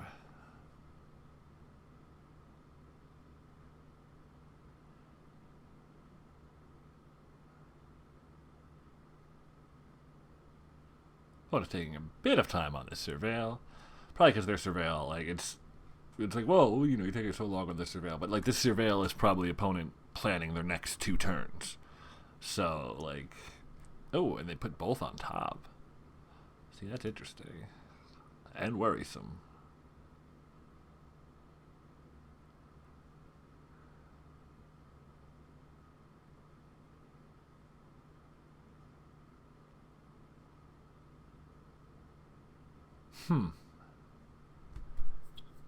I thought they were going to block for the Predator, but they went the other way.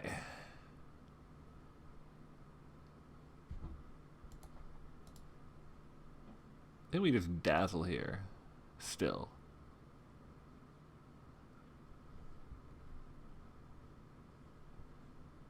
You don't want the island. Do we want the League Guild Mage?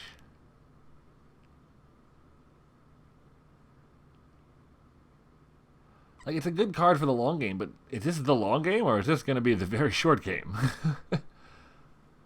I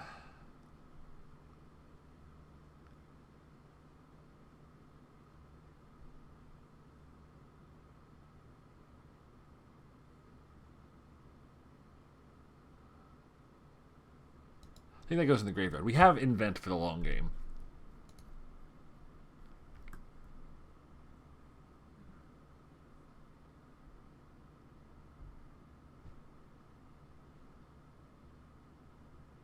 But we can just Invent here and kill the Wee Dragonauts.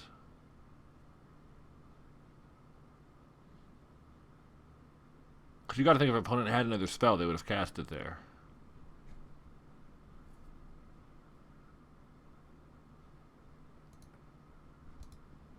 Or invert and kill the Dragonauts.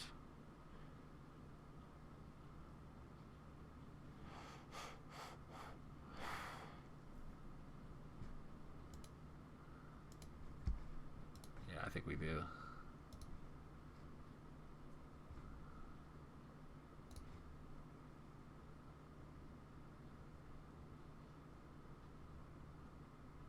We're in trouble if opponent has a spell they can cast here and next turn, because I think we just die. Because we no longer can cast Command the Storm.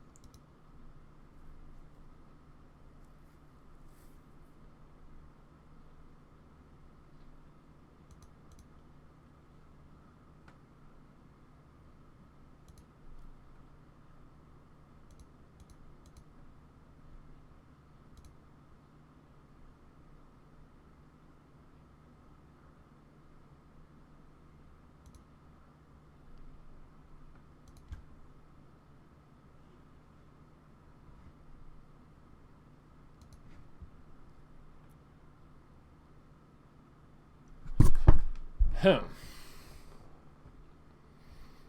this is interesting. We can attack with both. Yeah.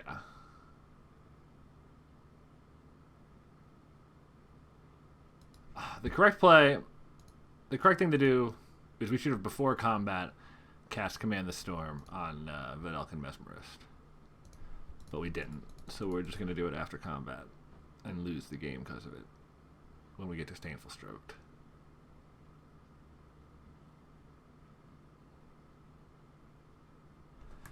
I'm like, these draft videos are a masterclass in how to not play Magic. Like, you're getting that for free. You're getting like a live look into terrible, terrible Magic. But at least I can identify where it's truly terrible. Probably not even where it's truly terrible. I can identify where I can see the badness, but there's probably worse things happening.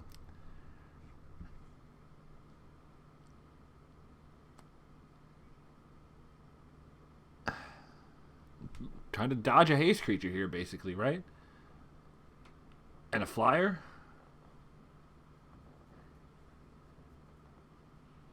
And land 6 damage to the face? We can't even counter that.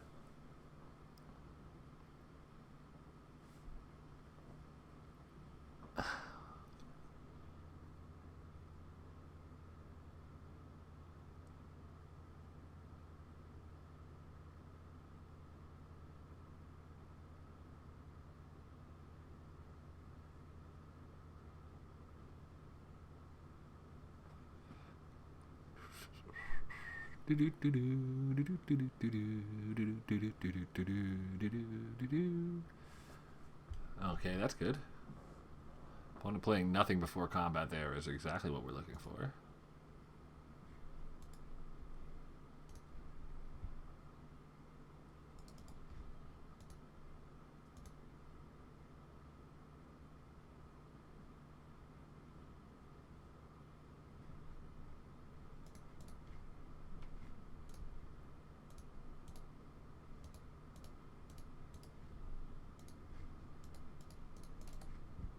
Nah, bro. And that should do it. That was a lot of work to win an individual game. We worked so hard there, I was about to say, oh, right, and on to round 3, because I felt like we worked so hard for that one win.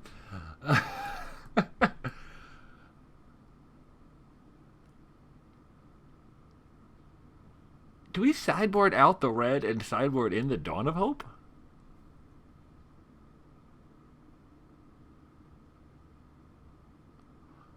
Invert's been getting, well, didn't get a lot of work done the first game. It was helpful second game. I think I need the removal for the Flyers.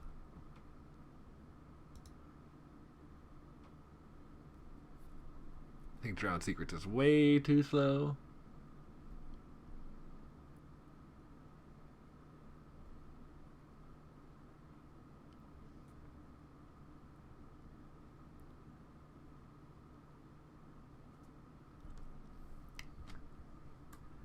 Yeah, opponent's absolutely going to choose to play first. I think I have to keep this hand. It has all my mana.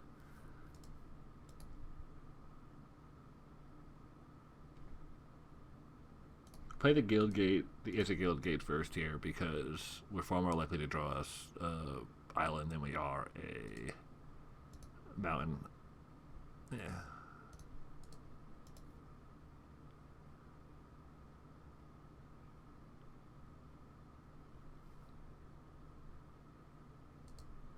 Yeah, that's not what we want to see.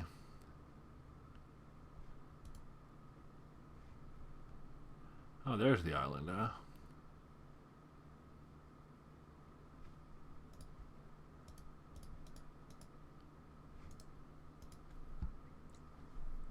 Can't block.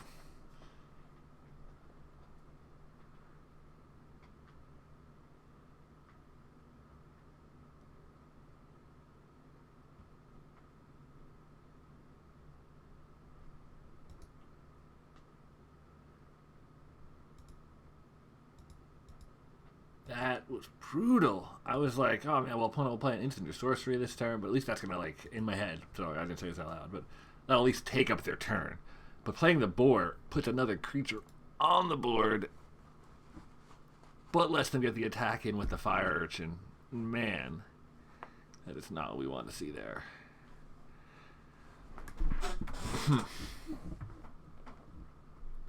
What do we want to play here?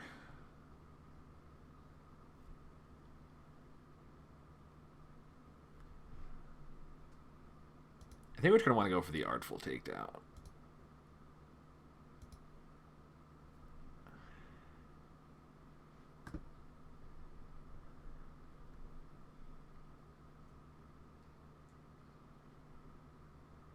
If opponent plays another Rubble Bell Boar, that would be the brutality. Oh, it's like that?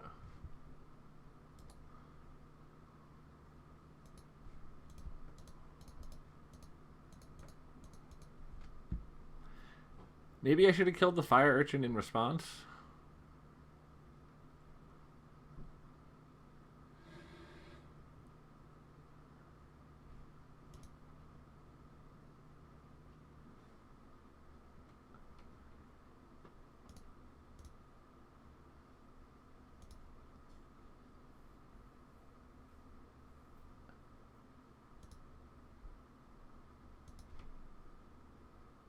Whew, okay, that's not bad.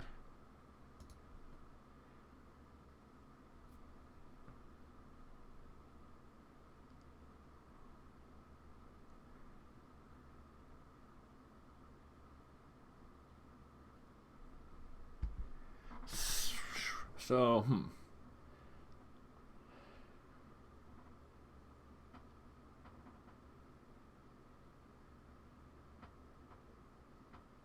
I've got a couple options here.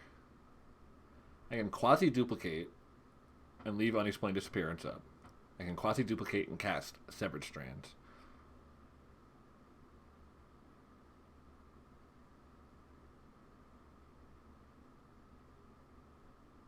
I think I want to Quasi-Duplicate and leave Unexplained Disappearance up.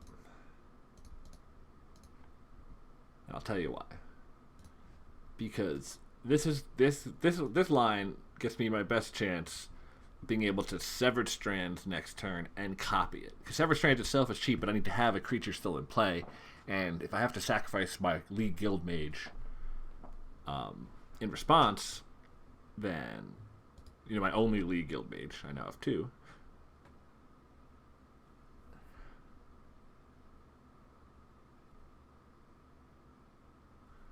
The question is, do I just go for the straight trade? I think we go for the double because we have the bounce spell backup, so we can get a nice 2-for-1 and tempo the opponent a bit because they won't be able to replay the board this turn.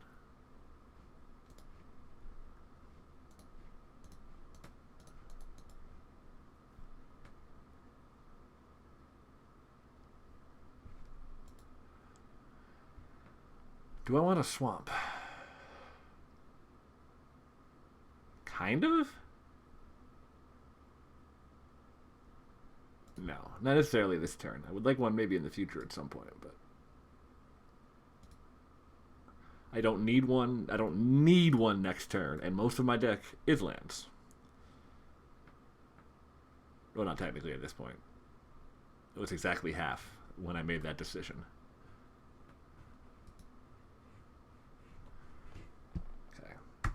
Hold control. Cast Severed Strands, targeting that.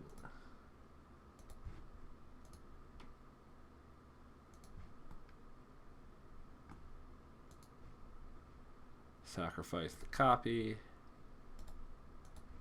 Copy the spell.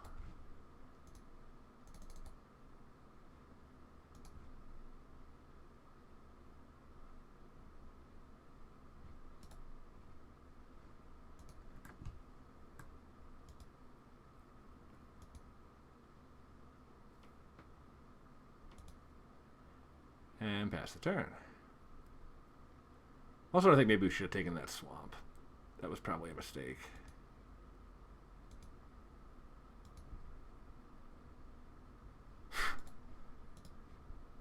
We're casting that right away because we don't have a good way to deal with opponent making a bunch of flyers. I mean, we have Mephitic Vapor somewhere, but it's not present in my hand right now. I don't see it here at this very moment. So we know one of cards in opponent's hand is Rebel Boar, but it's a pretty good chance there's another spell because there isn't, and they played a bunch of there isn't spells. Alright, Swamp isn't bad.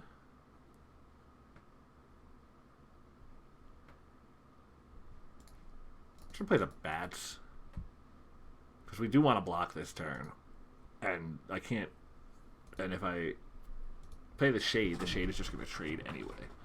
So I'd rather trade the Bats. Even though the Bats can trade for potential next V Dragonauts, the Bats are still what I'd rather trade right here. I play... this is an oversimplification. I can only play so much with cards that I'm not actually seeing in front of me. Like, I can see the cards in front of me. And I've only seen one Wee Dragonauts from opponent, necessarily. I don't know that they have two, even. So I don't want to play around something that I don't know exists. I'd rather just, put the cards I have in front of me, put this in front of that if they attack, and then go to next turn. Like, I've got the camera systems. Like, if I can delay long enough to get this going, I should win the game. Like, this is so much card advantage. This card is so good. It's so good. It's so good.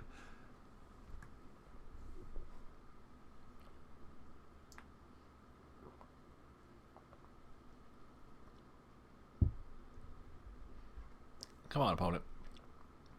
This video is getting long, and we're in round 2.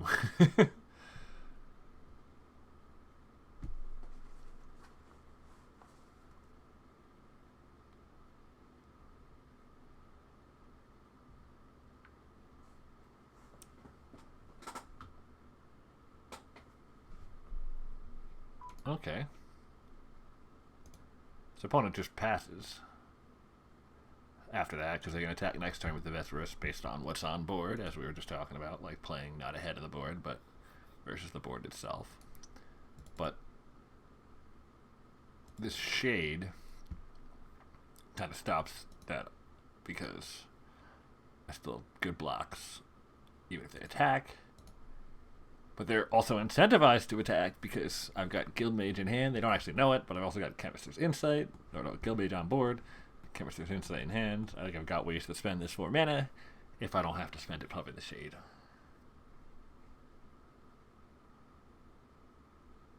I'm starting to think this Shade might be a little underrated in...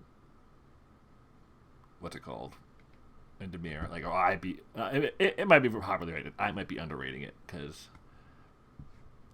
I'm finding these spots even in Dimir a lot with Izzet where it's like, and especially if you're in the Izzet Dimir hybrid, forget about it. Where you've got spells to play at instant speed, so it's not that threat of activation is the double threat because it's like if you don't force me to spend this mana, which I can spend if I want to, and if you don't force me to, I can spend it a different way. Gotta spend the mana though.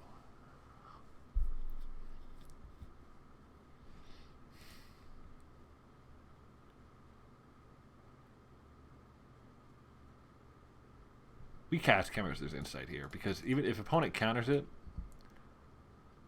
that's fine. Hey, there's Doom Daddy.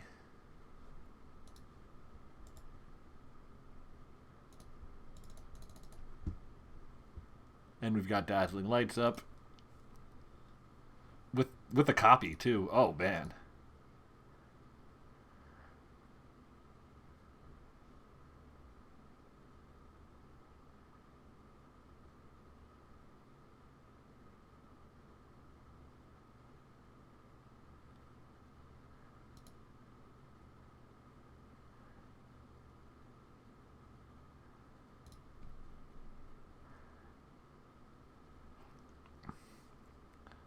I don't think I particularly want to Surveil right now, though, because I don't want to give opponent free life.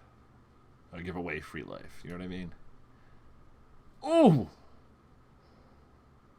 That's a draw.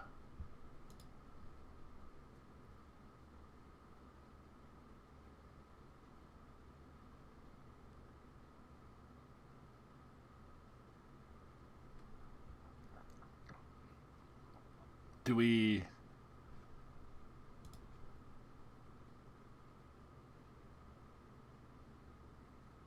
Do we hold up Ionize, or do we go for the double duplicate? What am I saying? I apologize, folks. Wait, let me just make sure I'm holding control properly.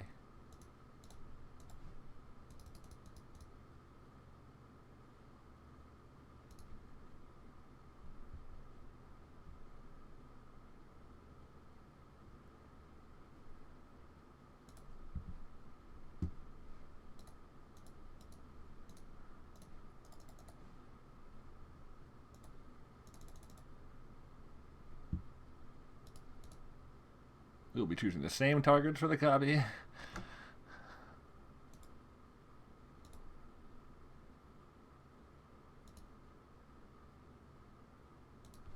And quite enjoying the fact that this card is not legendary.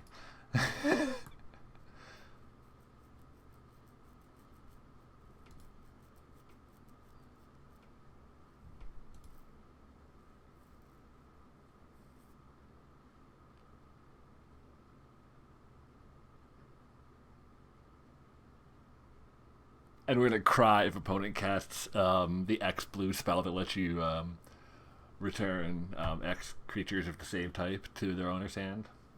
I really should learn some of these card names. I know what they do. It doesn't it doesn't take my brain long to figure out what the cards do. It's just and how much they cost. It's just what's the name? I don't know.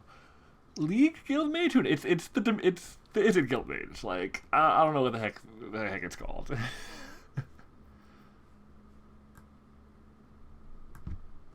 Man, this card is bananas.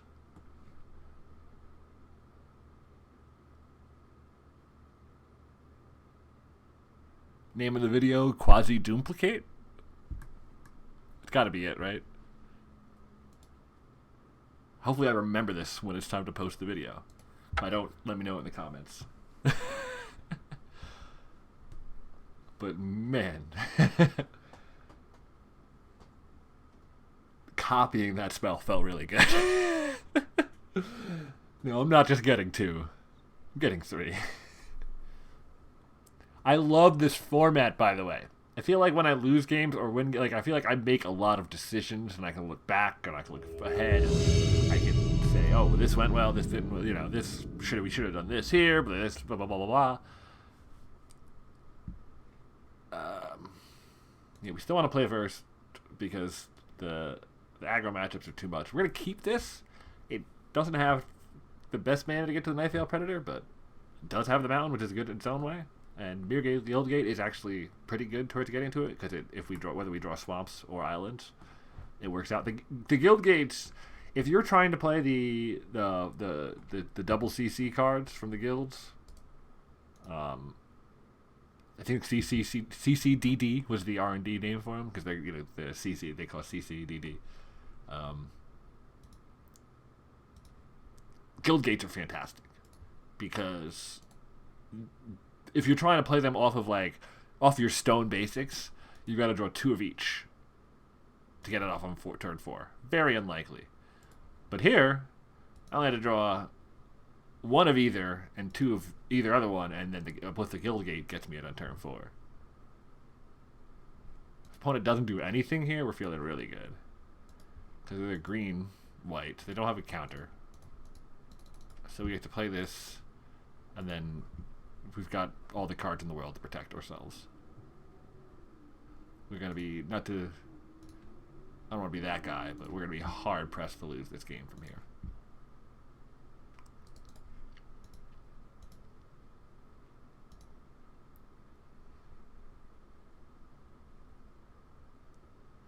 Unless opponent has citywide bust.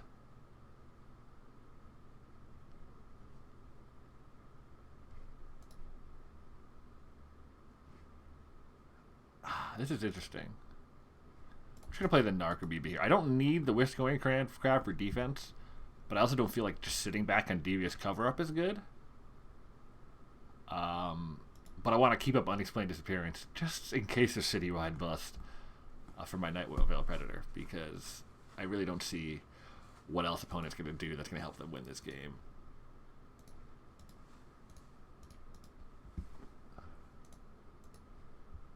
Phew!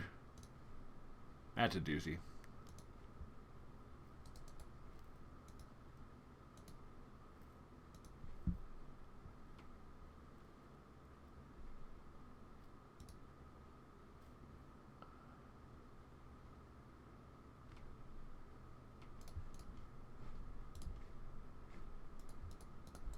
Right now, we're just on not let opponent do anything.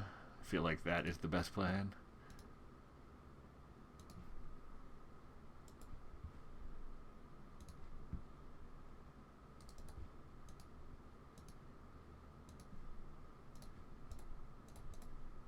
I'm going to feel like a total idiot if they play a citywide bust. I'm not going to lie. Because I had a bunch of ways to beat that. And I just like, nah. We're good.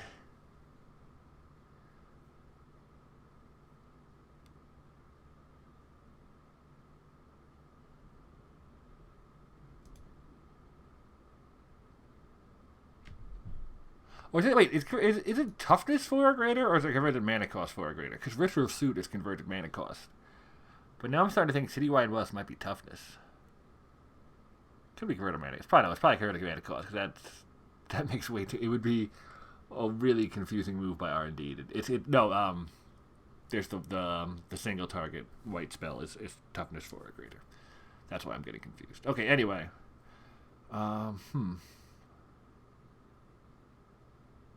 See, opponent is also green-white, but we didn't see enough of what was going on there for me to say, like, oh, well, they're just a dirtily green-white deck, like in that first game. I do think we might want to bring in... I think Mission Briefing is... We tested it here. I don't think it was good. But I think the Fitting Vapors might work out. Only because the Celestia deck wants to play the make 2/1/1 soldiers a lot of the time. And... Vapors versus that, very good. Also, it's also down for 1-drops too. Like the 1/1 bird flying lifelink is a pretty good card in Celestia, because it's kind of Birds of Paradise in its own way. But it's a 1/1 and it has a lifelink. But when you have the critical mass of Convoke, it becomes the Birds of Paradise.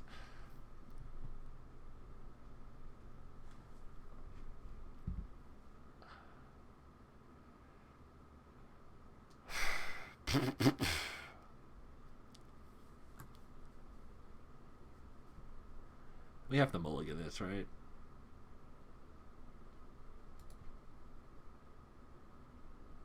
Alright, yeah, that's better.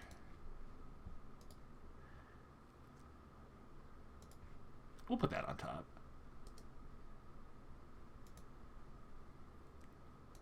God damn it. Opponent's gonna go 1/1/1/1/1/1, and I'm gonna really wish out him a Fitting Vapors.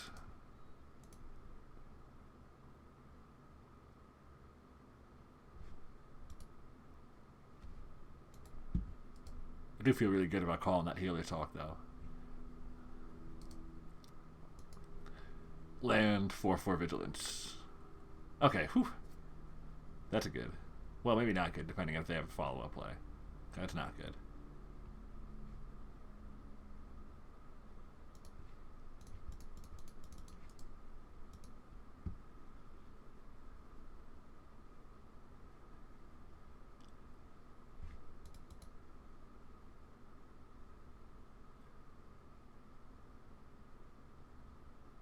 Really?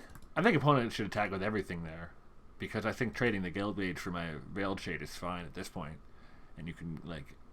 I was just about to comment that, I'm not sure, am I priced into blocking with the Shade when I can't pump it right here because of how aggressive opponent's being? And they just held back the Conclave Guild Mage, and I was like, oh.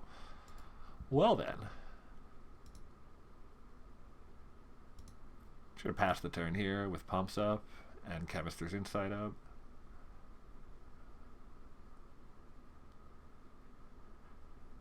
Opponent wasn't willing to attack with Conclave Guildmage last time. I don't think they'll... Really?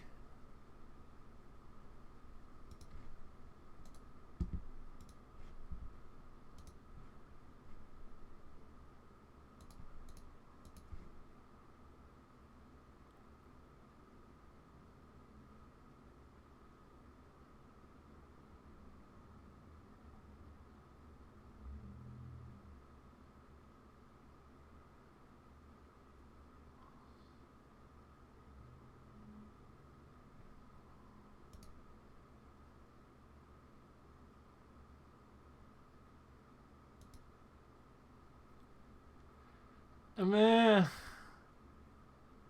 I don't know about that one, Chief. It's better just to attack with a guild mage, right?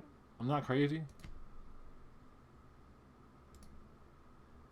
I mean, maybe I shouldn't talk because I'm dead.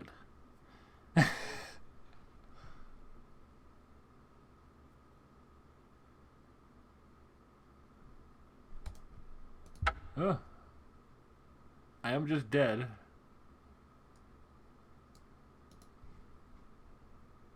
Perhaps because opponent was willing to attack like that turn. I mean, I should have known they had the trick.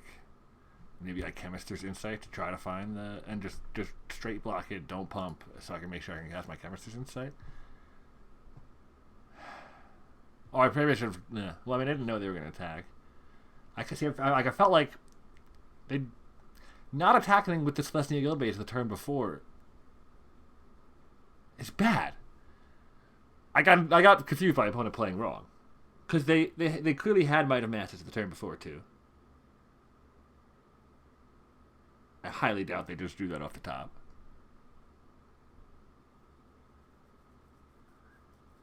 And they missed on the Wood Shaper. That is brutal. That we got beat by like misreading opponent's play there. I said opponent seemed a bit dirtily. So I think we're going to go over to the consistency plan.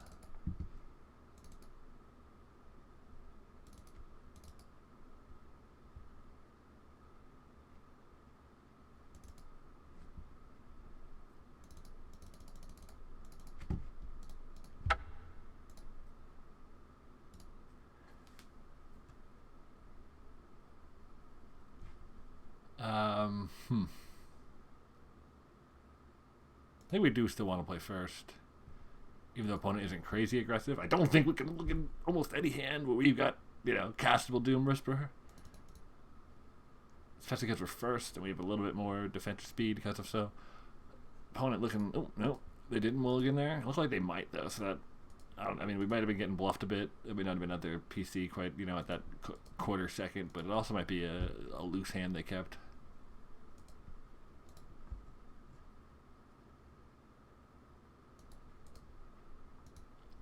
This hand's starting to look kind of loose as I draw a 4-drop and more land on my first 2 draws. Opponent gets in for 2 with Dissident. I don't have the Flash this time. Play the Crab here because I don't want to put the Predator out as a blocker, really, but I do want to block, or at least hold back the Dissident from attacking.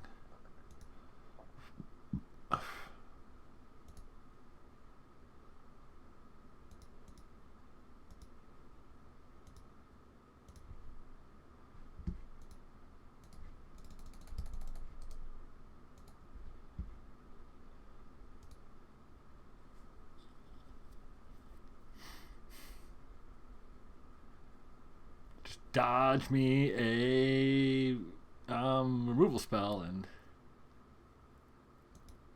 that's fine.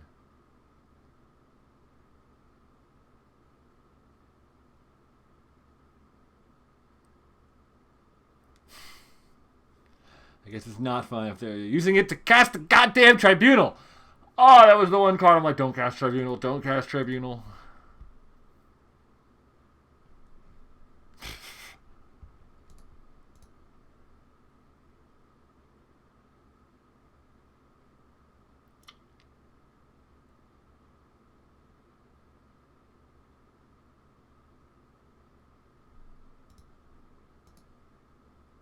Do we surveil again?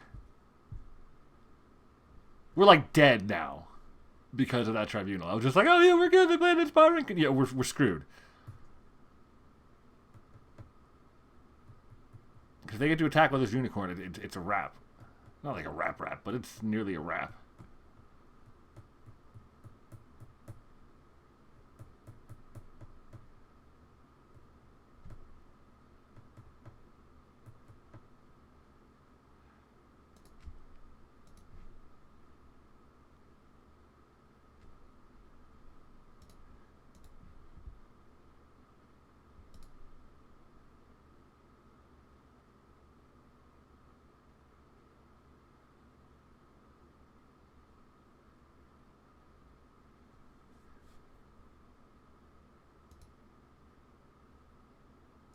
Narcomoeba was a very good.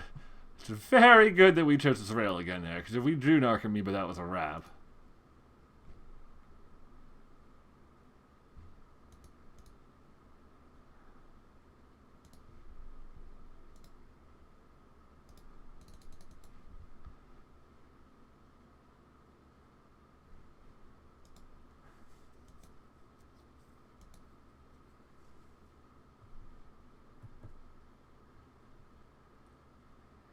So it's really going to come down to if opponent has something else here or not. If they have a trick of some kind, we're done. If they have a removal spell, we're done. But if they don't, we might be all right.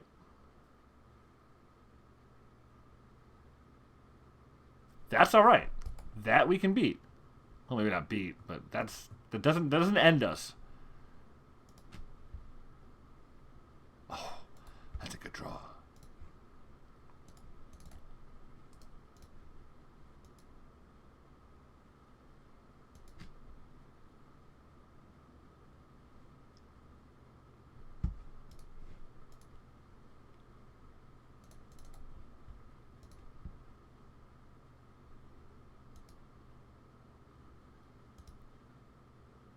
Maybe wait to attack.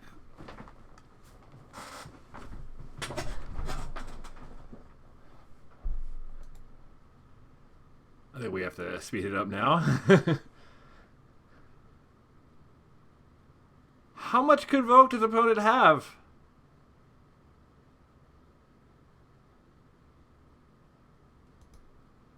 Woo-wee!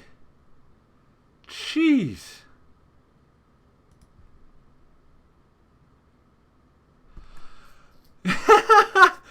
Cards that are not going to be good here. Oh man, did I get blown out by including that. Oh, yeah. Opponent's deck's just dirtling around, man. They're not doing nothing too afraid of. Jeebus. I think we attack with 1 here.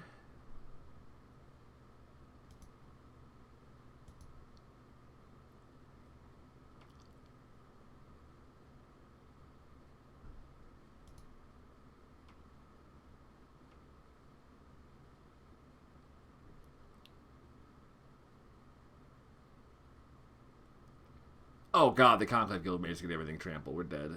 I forgot about that part.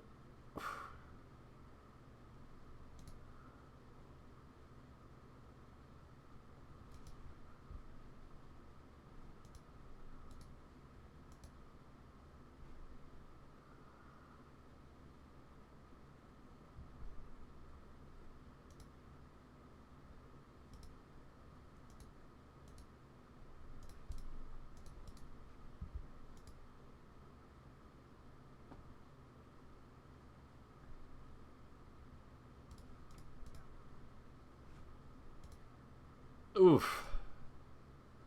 I mean, we still probably lose if we hold back that Night Veil Predator, but maybe not. Maybe we don't just die here. The Conclave Guildmates giving trample was huge for opponent here.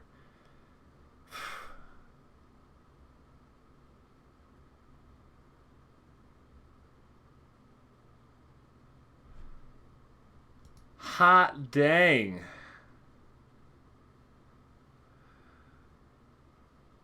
Opponent's deck is just dirtles, man. There's nothing going on over there. I mean, I still think this deck outperformed, you know, the overall power of the deck. We definitely got away with some pretty high highs off of the power level of our Mythic Rare bomb. But, you know, a 2-1's still alright. It's not the best in the world, but, you know, you get to draft again another day. So, yeah. I guess that's that. Until next time,